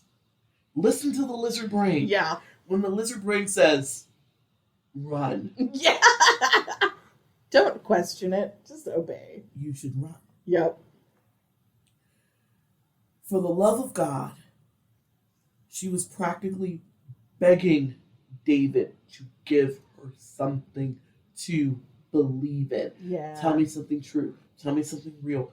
Please Anything. let me stay here with you in this relationship in good conscience. Yeah. She's begging. Yeah. He sold her a bill of goods and she would like said bill to be fulfilled. Yes. For whatever reason, this explanation takes the fight out of her. She's very confused, and I do feel bad for her. Yeah. On the one hand, she's got the lizard brain going, run. Yeah. Yeah. But then her heart's like, give him another chance. Yeah. Your picker is off. You're wrong for this reason and that reason. You're too quick to run. Yeah. And all the psychobabble shit that we got from Dr. Phil Yeah. and Oprah in the 90s. Right. And also, like, with just such a steady stream of constant lying and bullshit. Like, you can get baffled by bullshit. Oh, if yeah. it's just so much all the time. Like, nothing to hang on to. So now that Jane is standing there looking at him like a confused pit bull, completely adorable, not Yeah. knowing what to do. Mhm. She hasn't learned any commands yet. Yeah. She is looking at him like the sweetest pit bull puppy you've Yeah. ever seen. Just really confused. Huh? David took her in his arms Yeah. and explained that while he may have lied about Nasir, he never lied to her about the big stuff. Oh, God. And now, David decided it's time to strike. Oh, yeah? Oh, yeah. Jane is crying in his arms because she just does not know what to do. Poor baby. Yeah. Her brain is short-circuited. Yeah. Baffled by bullshit. The brain, the heart, like, the logical side of her brain is saying run, the lizard brain is saying run, but the emotional side is going, but this makes sense. Yeah. And now she's getting a snuggle, Yeah. which is like totally overpowered her limbic I know, I'm system. getting serotonin now. Or oxytocin. Oxytocin. Oxytocin. Probably some serotonin too. It's still a feel-good hormone. She's getting the good body chemicals. And she's just like, fuck. Mm-hmm. So while Jane was still crying silently in his arms, he decided to tell her he had good news. Oh, God. What's that? He had finally found them a house. Oh, the trash. Now you have to keep in mind, I know this is some of the issues with sometimes these stories. This is everything everywhere all at once type of story. Yeah. So this is happening at around the same time that Merrick Foster is calling Dorothy to tell her about the hot blonde in front of her old house. Yep. So this is that story from Jane's perspective. Yeah. He had new house. Jane is limp. She don't know. She got no fight. Yeah. There's a house. Yeah. There's a house over at the Frankenstein place. There's a house over at the Frankenstein place. Yeah, that. There's a house for every one of us. Like, that's where we're at. She is firmly in the first third of Rocky Horror. Yes. Before the shit gets weird. Right? David explained to stop, Bruce. Come on, I'll tell you. I held your brother's hand earlier today. That's no reason for you to destroy the sofa. I'd hold your hand too. You just don't like hand holding. True. You like belly rubs. True. She loves her belly rubs. So does Bruce, but you know, he'll take a hand hold. Anyway, enough about my weirdo cats. David explained that long before the cancer, he had lived with a girlfriend named Dorothy in a house that they had owned in the Orlando suburb of Castleberry. Okay. After he had broken up with Dorothy, he had rented the place out. And now the renters can't make the payments, and the house is about to go into foreclosure. Oh, God. It's a miracle, my darling. David figured that they could move into that house until they found their forever. Jane is cautiously optimistic. She is still very confused. Yes. Limbic system drained. Yeah. Lizard brain is still screaming run.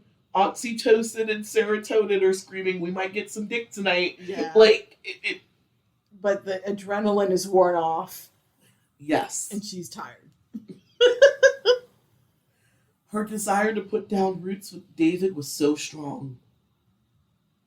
But she also remembered David's saying something about having a sister with a dress shop in Orlando, and her name was Dorothy too. So is this the girlfriend's house and the sister's house? Like, huh? How many Dorothys can be in Florida? Right, I submit one. Yeah. Spornak. Right? Also, I have an aunt named Dorothy. I feel there's like Is one she in per Florida? state. No, she's in Georgia. There we go. One per state. Yes. Florida was at its limit, so your Aunt Dorothy must stay in Georgia. Hey, there's one per. Yeah, one in Kansas. You know, it was a very popular name in the late 50s. Just It popular was. enough for every state to get one Dorothy. Yes. One middle-aged woman named Dorothy per state. That's all we can do. And if he had a ready-made home for them, Yeah. why had David wasted so much of their time house hunting? I know, right? Why did he spend money on this stupid apartment? Yeah. If he already had a place, all he had to do was put them in an extended stay, do a no-fault eviction. They could have been in that house in 30 days. Yeah. Easy peasy. Yeah. Lemon squeezy. But Jane couldn't remember all the fucking details about the sister, because he'd only talked about her once when they first met. She was this vague memory about the sister being named Dorothy in a dress shop. But she is so overwhelmed by the lies and the bullshit. Yeah. She is worn the fuck out. Yeah. And she asked David why he had never mentioned it before. He was like, well, babe, we've only known each other for 6 months. Probably tons of shit about each other that we don't know and still need to learn. Oh my God. He ain't wrong. He's That not, was but like not for the when the reasons first that few she truths. thinks. Yeah. In any other circumstances, I would say fair. Yeah. But we all know too much at this point. True. Oh, he's so full of it. He's such an ass. She's coming apart at the seams. She don't know. Mm. She don't know. So she took the story of the house and she just agreed to go see the place. Mm-hmm. Let's see it. If I like it, then yes. Mm-hmm. With David saying that if Jane liked the place, they could move in within a week. All she wants is to put down roots. Yeah. She wasn't sure if he was lying or not, or if she assumed that he was lying because she'd been in so many bad relationships. Yeah. I don't even know if all of them were bad or if it was just she did a lot of dating that didn't work out. The one thing that her and Dorothy have in common is that they are both incredibly, ridiculously hopeless romantics. Yeah. They are. In a way that I find a little bit disturbing. I think it's, yeah. It is broken their logic circuits. But I feel like it's also kind of like women of a certain age. Yeah, that you just like they want were raised on that junk. Prince, charming. Like what they were born in the 50s, the mid 50s. Yeah. So they're coming out of that Leave It to Beaver, June I Cleaver, think, Perfect like, Housewife, Have It All. David's born in like 45 or 49, just before 1950. Dorothy's closer to age to David, so about the same time. Yeah. Let's say 1945 on the low side, 1949, or even 1950 Yeah. on the high. And Jane is born in the early 60s. Yeah. But they have like the same cultural programming. Yeah. There was a lot of romantics. I mean, Harley Quinn is a thing. Joan Collins is a thing. Oh my God.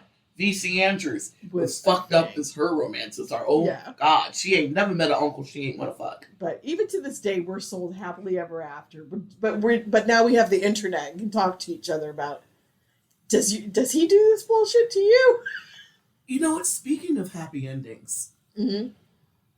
I have heard nothing but ridiculous things about the new Nosferatu. Yeah. Yeah. Which stars Johnny Depp's kid. Oh, okay. And the Lily Rose. Bill Skarsgård is our Count Olaf. Okay. Yeah. Was it? No. I can see that. Was Olaf the Count's name in Nosferatu? Anyway, you know who I'm talking about. Yeah. He is our Nosferatu. Yeah. And Johnny Depp's kid is playing the romantic interest. Mm-hmm. And a buddy of mine went to an advanced screening, and I asked him what he thought. And He said that Johnny Depp's kid is good at seizures. Well, hey, yay! There's a skill. I guess that's something. But then earlier today on the Twatters, Yeah. because I refuse to call it what he wants me to call it. Fuck him. The Twats. Call it the Twatter. Twatter. Or shitter. Yeah. Both are valid. Mm-hmm. So I looked on the Twatter, and one of the movie people that I follow has informed me that the movie theater people are doing a promotion where your popcorn bucket for Nosferatu looks like a coffin. Okay. And when you reserve your seats to see Nosferatu on Fandango, Yes. the little seats are coffins. Okay. These will That's be the cute. only two things to get me to go see that movie live. Like, to go see that movie in the theaters, you're going to have to give me Yes. a coffin-shaped popcorn bucket and make reserving my seats goth as fuck. Yeah. Because I will bootleg that motherfucker in a heartbeat. Hell yeah.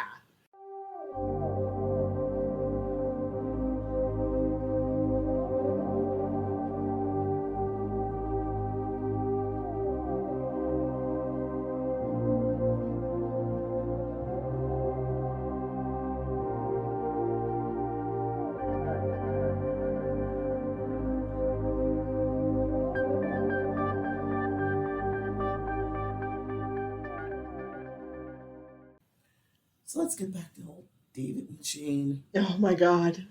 Jane. So when they pull up in front of the Castleberry house, Jane is ecstatic. Mm-hmm. She likes the place. Yeah, a house at last. It's like a 4-bedroom, 3.5 bath Yeah. type. It's a nice house. Yeah. Nice single family union. But David almost shot his soul when he noticed that the Fosters were outside working on their garden and they saw him making out with Jane in front of the house. David waved at the Fosters like nothing was wrong and then hustled Jane into the car. Okay, He's such an idiot. we gotta go. Let's go, honey. Yeah. Oh, he was freaked for the rest of the day. Good. And this is one of the first times in his life he's legit scared. Hmm. But Good. up until all of this, he's been able to lie and fraud with abandon, Yeah. with no real care, with the secret to his success being never letting the worlds collide. Yeah. Now the worlds are brushing up against each other, Yes. and he is very not happy. He's terrified about what would happen if the Fosters told Dorothy that they'd seen him at their old house with another woman. Yeah. Remember, Dorothy thinks this house is being rented. Yes. He was scared of what would happen to his political career if they found out he's a fucking bigamist. Yeah. I mean, regardless on what side of the aisle that you're on, all politicians prize the illusion of family. That's true. And also, like, it's one thing to cheat on your wife. It's a whole other thing to have two separate wives. Oh, bigamy is a whole nother level. Mm-hmm. Like, be a hoe, but Jesus Christ. I know. But do you have to... That's illegal, sir. It's like literally the easiest crime to avoid. Yeah. Just don't marry two people Right. at the same time. But all of this fear, he's scared of being a bigamist and what's going to happen. That doesn't stop David from taking up with a local businesswoman named Hilda Of when course. he was away from Jane. Of course. And it surely didn't stop David from purchasing several guns from a local gun store Oh, God. that first week of July, including a semi-automatic rifle. Oh, no. He bought like 4 or 5 guns. Oh, God. Why does he keep finding money for this shit? He finds money for the shit that he finds valuable, and in this moment, he finds guns Boo. valuable. David bought a bunch of guns, but he wasn't worried about Jane or Dorothy would actually hurt him. Mm-hmm. He's not afraid for his physical safety. No. He's worried about what they could do to his reputation if they ever started putting the pieces together. Yeah. His reputation, his business, his livelihood. Precious reputation. David decided that he would do whatever was necessary to make sure that neither of his wives went public about the double lives that he was living. Oh, scumbag. David started to suspect that his wives were somehow plotting against him. Not just yet. Not just yet. There will be some plots afoot, just not yet. Some days he worried that Dorothy would show up outside of his apartment with a warrant for his arrest for bigamy. If only. After the Fosters saw David macking on Jane at their old house, Yes. David knew that he couldn't move Jane in there. He Yeah. can't. He's got to come up with a story. Oh, God, another house is going to fall through. Well, yeah, yes. Yeah. Because this is a surefire way for Dorothy and Jane to find out about each other. Absolutely. You move Jane into that house, Merrick Foster is going to call Dorothy and be like, bitch, I know. there's a blonde woman moving into your house with David. He was so stupid for trying it. I don't know why he didn't think the neighbors would know who he was. I think, like I said, I think Dorothy ruined him for, like, other women and, like, other people that he lies to. I think you're right. Like, I he think, obviously buys his bullshit. yeah, because if you're not as placid and pliable as Dorothy, Mm-hmm. none of this works. Yeah. You have to be a Dorothy level passive romantic Yeah. for this to happen. And while Jane is a Dorothy level romantic, Mm-hmm. she is not passive. But I also think that Dorothy is passive because she has no support. Yeah. That's part of it.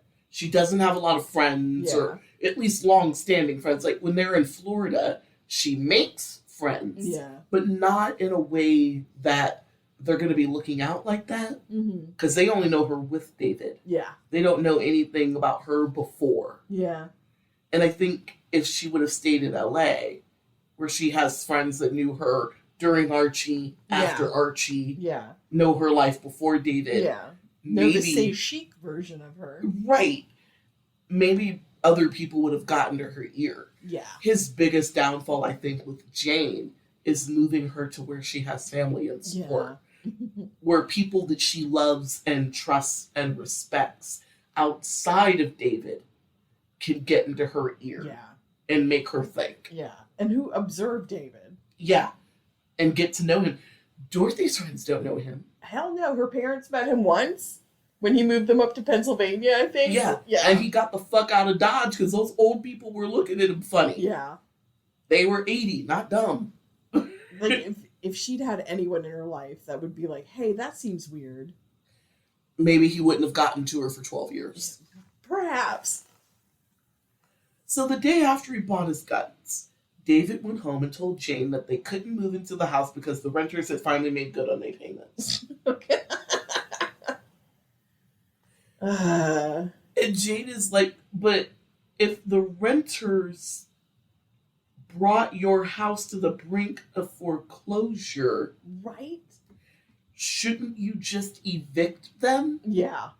Because they're clearly irresponsible? Yeah. Yeah. And then we could just move? Yeah. That's asking for too much sense. Matter of fact, even if they had caught up on the payments and were good, you could still serve them with a no-fault eviction. Yeah. Like, how did he smooth that over, though? He just said they caught up on the payments and that was that. And he's just helpless. Mm-hmm. That's just the law, honey. Oh, I know that. It's a law. I'm a lawyer. Jane went red. Beat red. All Well, over the face. He's basically calling her stupid. Breathing fire. Good. Because she knew that he was lying again. Yeah. And that he had been lying to her since the day they fucking met. And she is sick of it. Good for you, kid. In the last week or so, Jane had a conversation with her grandma about the David situation, as her family was starting to call it. Right? This is the second time he's been called a situation. When Brandy was still living with her mother, it was right. the David situation. Now Jane's family is calling it the David situation.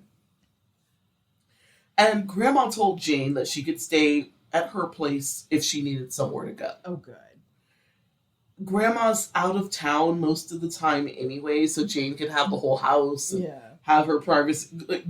Grandma is one of those old ladies that somehow, probably through a combination of pensions and shrewd investments, that as a widow, she is semi-independently wealthy. Nice. And she's going on like pickleball cruises with her friends and shit.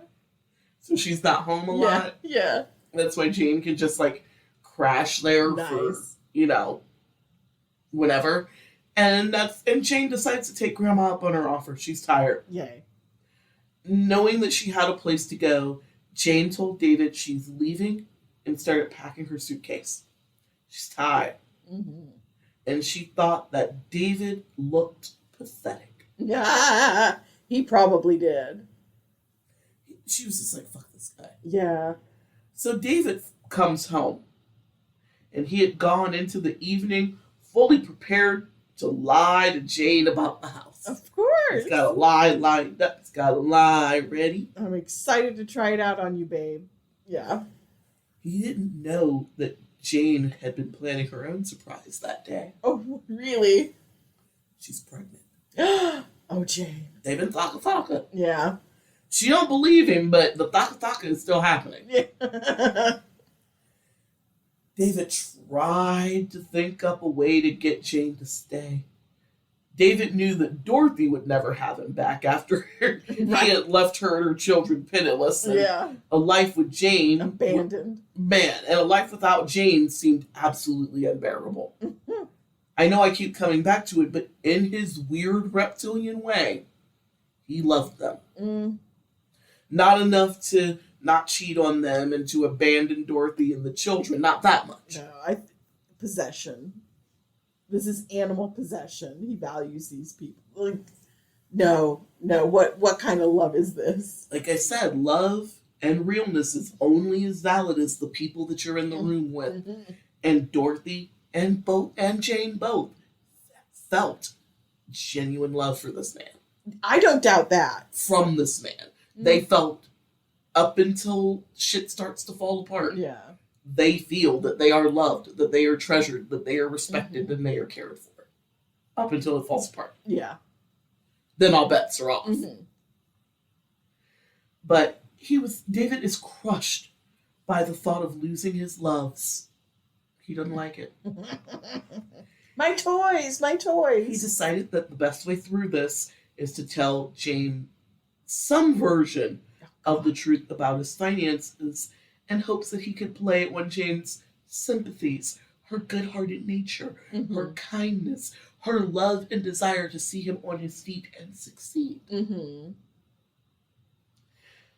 David comes in, he's like, please, Jane, don't leave. Oh, God.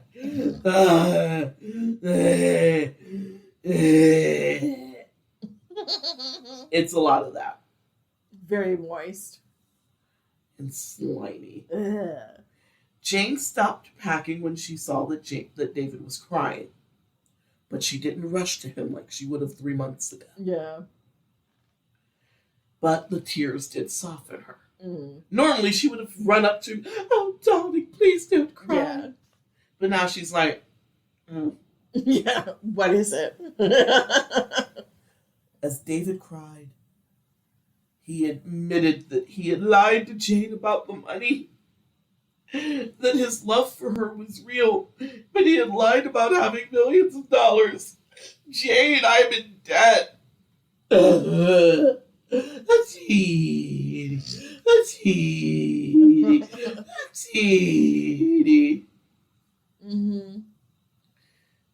R.I.P. Nipsey Russell for me doing that horrible imitation of you as the Tin Man in The Wiz, but it's what I got.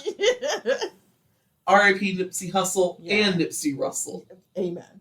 Both good men taken from us way too soon. True. Even though Nipsey Russell was close to like 80-something when he died. But he could have been 100.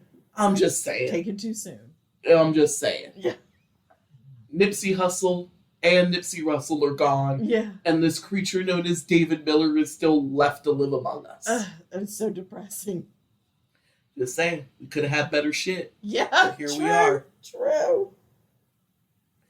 David said that he lied when he said he had the 10 million and only saved 4. The truth is that David had blown the entire $14 million. And the truth was that the only money he made was from his freelance work at Disney. Okay. You know what's funny? I didn't follow that case when it happened, but now I wish I would have followed the Danny Masterson case just enough to see him cry, because then I would have gotten a more accurate crying imitation to what I think David is going through. I feel like Danny Masterson would have given me a more accurate cry if I had bothered to pay attention. I know. When Jane asked how he'd been financing their lifestyle, David admitted, I've been using credit cards because my salary doesn't cover everything. Yes. And when Jane asked why David would lie about these things, he said, I lied because I loved you. Mm-hmm. I lied because I wanted to impress you. I knew you wouldn't be impressed by a regular workaday lawyer like me. Jane, you're the best. And you deserve the best, and I have no life. Oh, God. Please tell me she walked away from this mess. He overplayed his hand. Good. He had assumed that admitting to some of the lies and some version of the truth and turning on the waterworks would make Jane feel sorry for him. She feels sorry for him. That sympathy would make her stay. That's what happened when they first met. Yeah. When he told her about the cancer, she puts her hand on his thigh and she's like, oh, poor thing. Yeah, true. And he sat there and went, got him. I really do feel deep in his heart and his soul that was the reaction when he told her about the cancer and she put her hand on his thigh. Yeah. Got him. Yes. Was the first thing that he thought. But hearing David admit to the lies was what Jane needed to finally leave. Jane felt sorry for David, but not in the way that he wanted. Yeah. She just saw him as pathetic and weak. Yeah. Yeah. You don't gotta lie to kick it. Yeah. You really don't. If she may have liked him anyway. Yeah. And then to just take the lies and just to run so far and fast with them. So Jane stopped packing for a moment and she looked at David and she said, quote, money doesn't make you special, David. Honesty does. Aw. She continued packing while David cried. Jane said that there may be hope for us at some point, but right now I need space. And she finished packing and was on her way out the door as David begged her not to leave. Ugly cry, red face, snot, everything. He must have been so confused because usually that's his trump card, crying. When all else fails, weeping works. And she don't give not damn fuck. No. Let's see. I have a sticker sheet here that has all of the fucks on it. And she has 0 fucks given. Or a fuck off. Or a fuckity fuck fuck fuck. Go fuck yourself. This is a great sticker sheet. It's great. Fuck fuckity fuck fuck fuck is what she got for him. Yeah. Fuck off. Have a nice day. Yeah. That is what she's got for him. On my sticker sheet of fucks. Yeah. Her fuck fields are barren. The land has been salted and nothing else will grow here. Never. And she told David to call her when he could be honest. Never call me again. And with that, Jane left David on the side of the bed, crying as she walked out. Good for you, Jane. Jane went out to the caddy that David had bought her a few weeks ago. He had brought her Miata over from LA, and she had been driving that to look for work and stuff. Yeah. But then he just showed up with this car that some dealership just decided not to credit check. I mean, he can spot him. How else did he get it? He ain't got no fucking money. Like he just must have went in there in a good suit and I work for Disney. sharp-dressed man, I guess. Yeah. Like, they gave him a Cadillac. And she started to put her suitcase in the trunk. When she opened the trunk, she saw a black gun case. She opened it. There was a gun in there. Jane saw that there were a few more cases, too. There were like 4. Dang. And she opened each one, and each one had a gun. Jane didn't know why David had guns or why he had so many of them. Yeah, right? She closed the trunk, went back upstairs with her suitcases, and when she walked into the apartment, David was sitting on the couch watching TV, dry-eyed like nothing ever happened. Of course, because he's full of shit. He never expected her to come back upstairs. You know he didn't. Oh, I hope he shot himself. Of course not. Of course not. If he had expected her to come back, he would have been in situ, mise en scene. Yeah, no, He would have been draped on that bed. Why, Jane? Why? He would have gone to the bathroom to splash some fresh water on his face and looked like he'd been weeping and snotting. Oh, yeah. Oh, yeah. So he's shook when she comes back into the house. He did his best to put on his crying clown emoji face. As he asked Jane, does this mean that you're going to stay? Jane said, no, I'm not staying. But I want to know why you have so many guns, David, and why are they in my car? Right? All of the Harlequin has come out of her voice now. She has no more Harlequin to give, bitch. No. None. David said that David actually had meant to move the guns out of her car and into his. But he had been so thrown off by Jane's decision to leave him that he forgot that he had to get the guns before she found them. Yeah. When Jane asked David why he had so many guns in her car, he turned off the waterworks and said, it's none of your business. Again, that is a Dorothy story. Yeah. Not a Jane story. And that Jane had no right to snoop through his things. Jane told David, I am not snooping. You put those guns in the trunk of my car, simple bitch. Yeah. I'm putting my suitcases in the back of my car. Exactly. That is not snooping. That's you being dumb. They're very different things. Deny, accuse, reverse victim order. Exactly.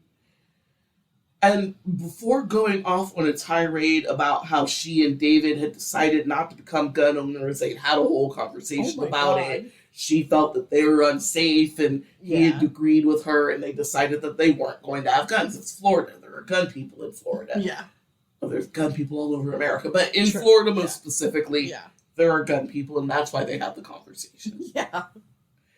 David told Jane, well, I changed my mind. Oh, Jane is thrown for a loop. So now she's mad. So they're matching each other, anger for anger. Yeah. Good. So she asked David, equally angry, how did you manage to buy all these guns, David? I thought you were broke. Right. Brokey. David yelled back, I thought you were leaving. And why don't you get out before I give you a reason to leave? Ooh. He's already given her $1 million. So he stands up. He's very angry. He's quite indignant. Yeah. And he pushes past Jane. He got the guns out of the trunk of Jane's car and brought them upstairs, pushing back past her because she's just standing in the doorway. He's just shoving her out the way. As he pushed past Jane in the apartment coming back up, he told her, now just leave. Jane is confused, and once again, she is the most adorably accused pit bull puppy you've ever seen. Because, wait, he had lied to her for months. He got guns. He did all this shit.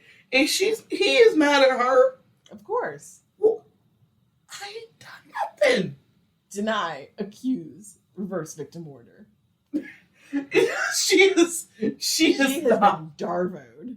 She is like, wait, I didn't do anything. Yeah. You can't be mad at me. I'm mad at you. You're the one that lied and left weird guns in my car. Why are you upset? Exactly. Why are you being self-righteous with me? So she's like, what the fuck, man? Mm-hmm. And that's when David yelled, Jane, you don't care about me or my safety. You don't care that my life has been threatened. Oh, for heaven's sake. Again, that's a Dorothy lie, not a David lie. I know. But actually, I think he believes that. I think, like, his lies falling apart and, like, her figuring out just what a worm he is feels like a death. Yes. Like my lie, which is my life, is in danger. Yes. From the truth. When you look at it in that perspective, I'm sure he very much feels that his life is being threatened. Yeah. Oh, absolutely. In the end, Jane decided that whatever threats David was talking about is nothing but more lies. Yeah. And she wanted no parts of him, so she left. Good for her. Jane went to Grandma's house. Yay. The old lady was on a pickleball cruise or something. Yes. I don't know. You know they have those now? Oh, no doubt. No, I saw a commercial for one. I don't doubt it. I was disturbed. They are, like, pickleball people are the cruising types. I was disturbed. I will never go on a pickleball cruise. I know, but I'm glad they're all together on a ship in the middle of the ocean and not, like, in the park. Not taking parks from children? Yes. Arguing with parents that would very much like to let their children play in public outdoor spaces, but they can't because they've been overrun by olds and their weird racket game. Yes. We all know about my complicated relationship with cruises. Mm-hmm. I will end up on at least one, maybe two more. Only because Honey Bunny has never been on one. Oh. And he wants to go on one. So I will end up on at least two more, and I guarantee you it will not be a Disney cruise, and it will not be a pickleball cruise. I will get back on that Nazi boat before I go on a pickleball or a Disney cruise. I've also learned that Disney cruises will take you places that are not Disney. Yeah. Like they go to other destinations. What are they like now? Looking for places to colonize with Disneyness? No, I think it's just like a creepy, weird family thing. It could be, but I also feel like this is step 2 in like the corporate takeover of America. They're actually going to go out and colonize for real. Like, what are they going to do? Turn the Virgin Islands into a giant Disney? Oh my God! I just said that. Shut up! Do not put that in the world. I love the U.S. Virgin Islands. So does Disney. I love all of the Caribbean islands, but I'm just, as far as places that I could go where I don't need a passport that are Caribbean, I love the U.S. Virgin Islands. Back on task. Yes. So Jane goes to Grandma's house. Yes. And once she settled in, she called her sister Sandra and told her and their parents what had just happened with David. Yeah. Jane said that she wanted to divorce David, but she still loves him desperately. Oh my God.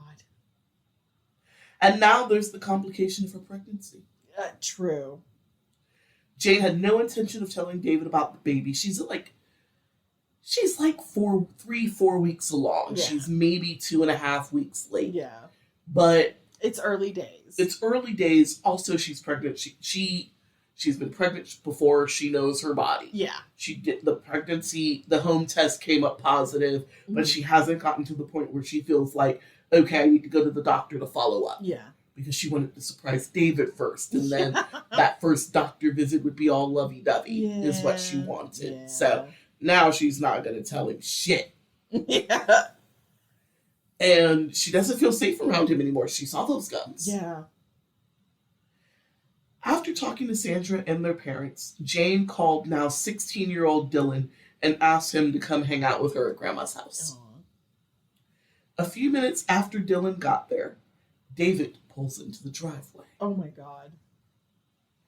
Jane told Dylan, go outside and tell David that I'm sleeping and I don't want any visitors. Oh. Okay, this is a shitty move. Yeah. It is. I understand that Dylan is a 6 foot plus strapping young lad. Mm-hmm. I understand that. But even as Dylan is approaching the peaks of his manliness, Mm-hmm. he ain't quite there yet. No. And he is no match for a 40-something-year-old man. No. Give it 10 years. Yeah. And he'd be able to...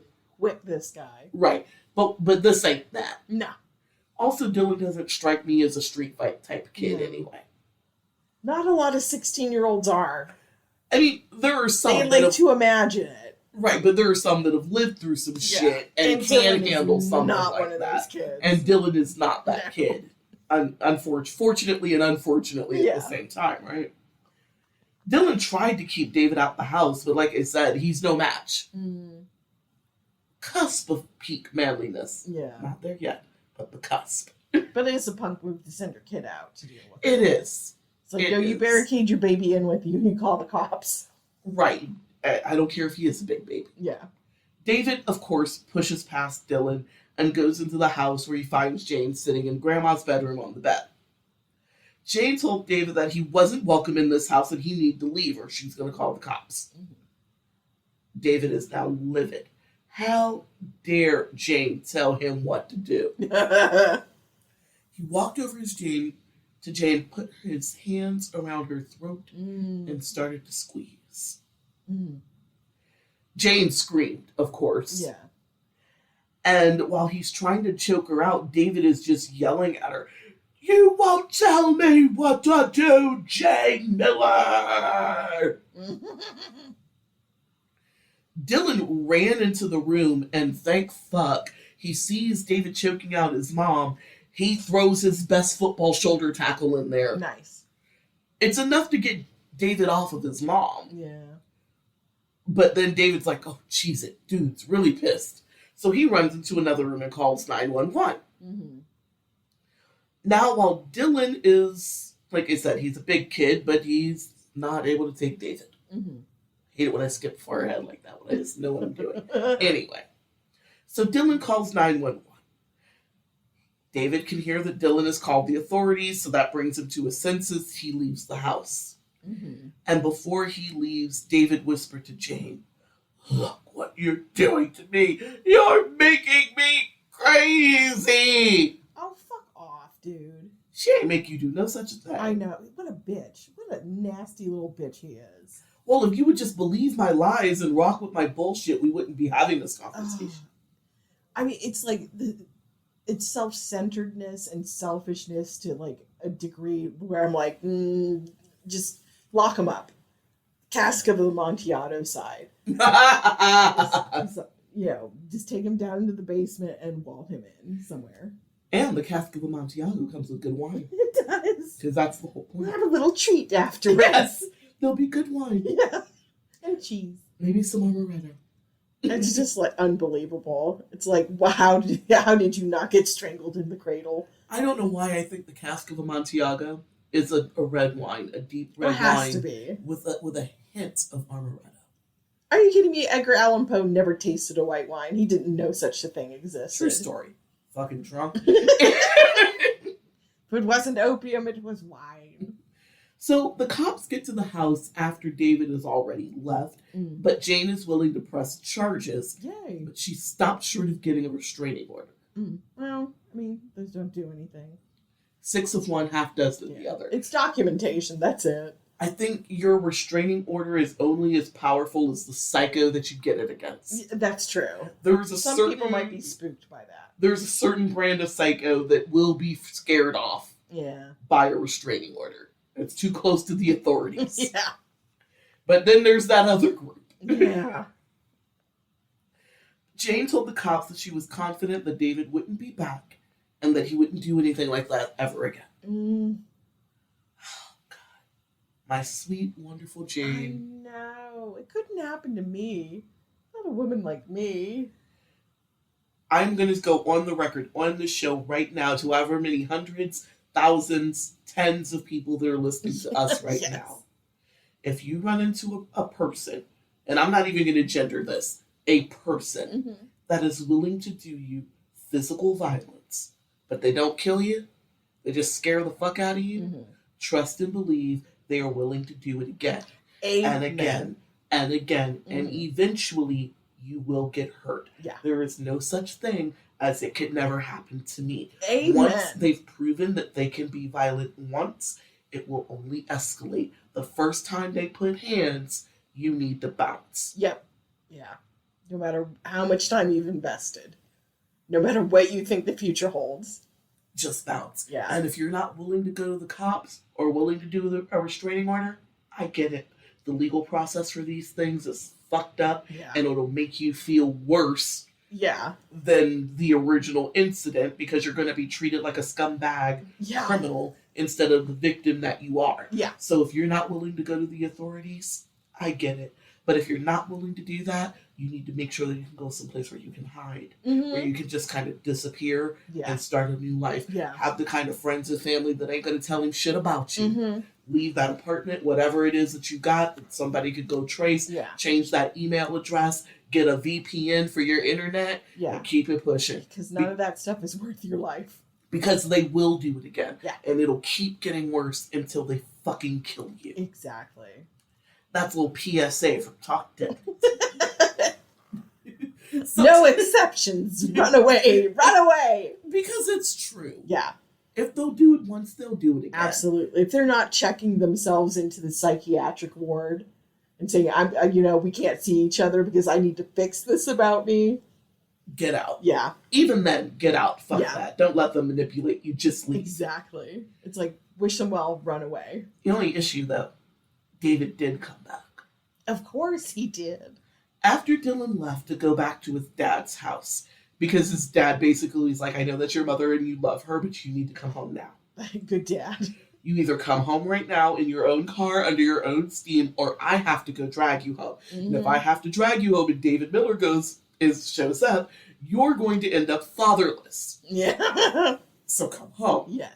Because if he's willing to put hands on Jane, he's willing to put hands on my boy, and I'm not Absolutely. letting him do that. Yeah.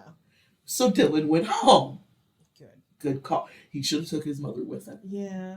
Because I bet you Jake would have given her safe harbor. Yeah. I just don't. I know nothing about Jake. I just don't think he's a bad person. No. By it, there are no indications. Also because Dylan seems like such a sweet kid. Yeah. So after Dylan left to go back to his dad's house, David comes back, and Jane had told herself that if David did come back, she was going to bolt the door and not speak to him. Mm-hmm. Solid plan. Yeah. But maybe 40 minutes or so have passed. She's gotten up, she's looked in the mirror, she can see the bruising starting to come around her neck. Ooh. Yeah. And that pissed her off. Oh. Oh no. And when Jane is pissed, Jane has something to say. Oh no. I understand though. While I thoroughly understand, because good Lord knows that I have not been able to keep my mouth shut when I should. Amen. Lord knows that I can fucking ramble Yeah. and scream, and I'm a fighty heifer. I am a fighty bitch. I know this about me. But god damn it, sometimes discretion is the better point of valor. Yes. Yeah. Yeah. But you can't tell Jane right now. No. Not when the adrenaline is throbbing. So when David comes back, instead of bolting the door and not saying anything, she opens the door and she's like, look at what you did. Look what you did. How dare you say that you love me and put hands on me and anger motherfucker? What? Yeah. Let's go. We're doing this. So while Jane, she's kind of like got the door half open, like with her head peeked out screaming at him, but not completely opening the door. So the door is open just enough that he can push in. Mm-hmm. God damn it. Yeah. Turn on the bolt. I know! Ugh. So David pushes himself into the house. And he tells Jane that he was there to apologize, but since Jane's not hearing it, she starts screaming at him to get out before I call the police. So now David's even double triple pissed because this is the second time the cops have been called on him in one night. So when he pushes through the door, because he's pushing, she's trying to push him out. We're doing a little back and forth. But now he's so pissed, He pushes through the door so hard, she's shoved to the ground. He's in the house. Mm-hmm.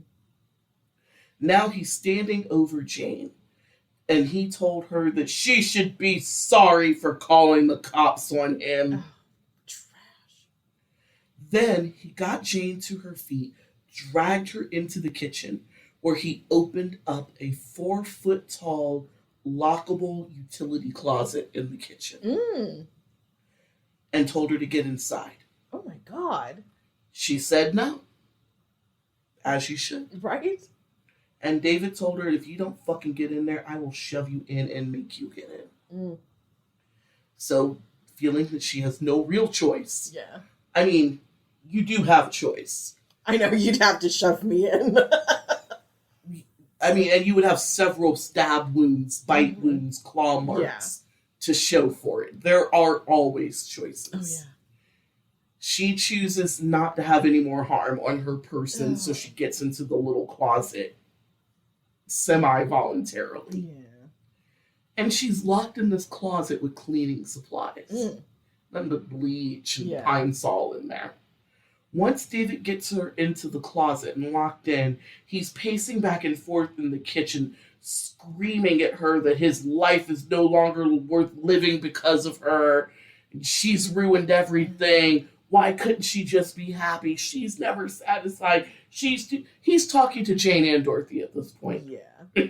Yeah. And nothing is his fault. He yelled at her for over an hour. God. Ugh. Loves the sound of his own voice. And blamed her for every problem every self-inflicted wound that he has suffered up until this point, and will continue to suffer for the rest of this. Yeah. He's putting squarely on her. Thankfully, while Jane was in that closet, she was able to find a release switch. Oh, neat. I hope closets are all built with one. It depends. But she didn't hit the switch while David was there. Yeah. She just found it and she was like, okay, if there is a God, this will let me out of here. Yeah. Eventually. After this guy wears himself out. Right. I just can't do it now. Yeah. And while she's in there, the fumes from the cleaning supplies are starting to get to her. Yeah. It's bleach pine. It's the 90s. Yeah. we hadn't graduated to Grove and Method and natural cleaning supplies. But this is all bleach, all ammonia. Right. So she's in there, so she's like, please, God, don't let me pass out before I can hit the switch. Because if she passes out, that's it. Yeah. It's a done deal. Thankfully, while David was yelling that he needs his guns because he's married to Jane and going on and on and on and on and on, he eventually leaves. Thank God. But she was too scared to leave at first. She stayed in there until she was so lightheaded that it was now or never. Like, she didn't want to die in a fucking utility closet at her grandma's house. God, that's a horrible way to go. Yeah. Thankfully, Jane was right, and the little switch that she found opened the closet door. It was definitely a release hatch. Nice. She looked at her watch. She had been in there for 4 hours. Dang. After getting out of the closet, she called her BFF Jody in LA and asked if she could move back in. Aw, good plan. Of course, Jody said yes. Hell yeah. And as Jane started, talking to Jody, telling her what happened, she felt a sharp pain in her abdomen. She gets off the phone. She goes into the bathroom. She's bleeding. Oh. And she knew that she was in the middle of a miscarriage. Yeah. I mean, it sucks. Miscarriages suck. Especially if the child is wanted. Yeah, that's tragic. But if it's going to happen, please, God, let it happen at the 3 to 4 week mark where it's just like a super heavy, crampy period. Yeah. And not some Frida Kahlo shit. Yeah, yeah. That is where I'm going to leave you. Is there time for me to go and get this guy and save these people? No. And you know what I just realized? What? David Miller must be running off with me because I lied and said this was the last episode of the series. That is evil. And on that note, I have been Samara. And I have been baffled. And this has been Talk Deadly to Me. Whoa! The lies! The lies!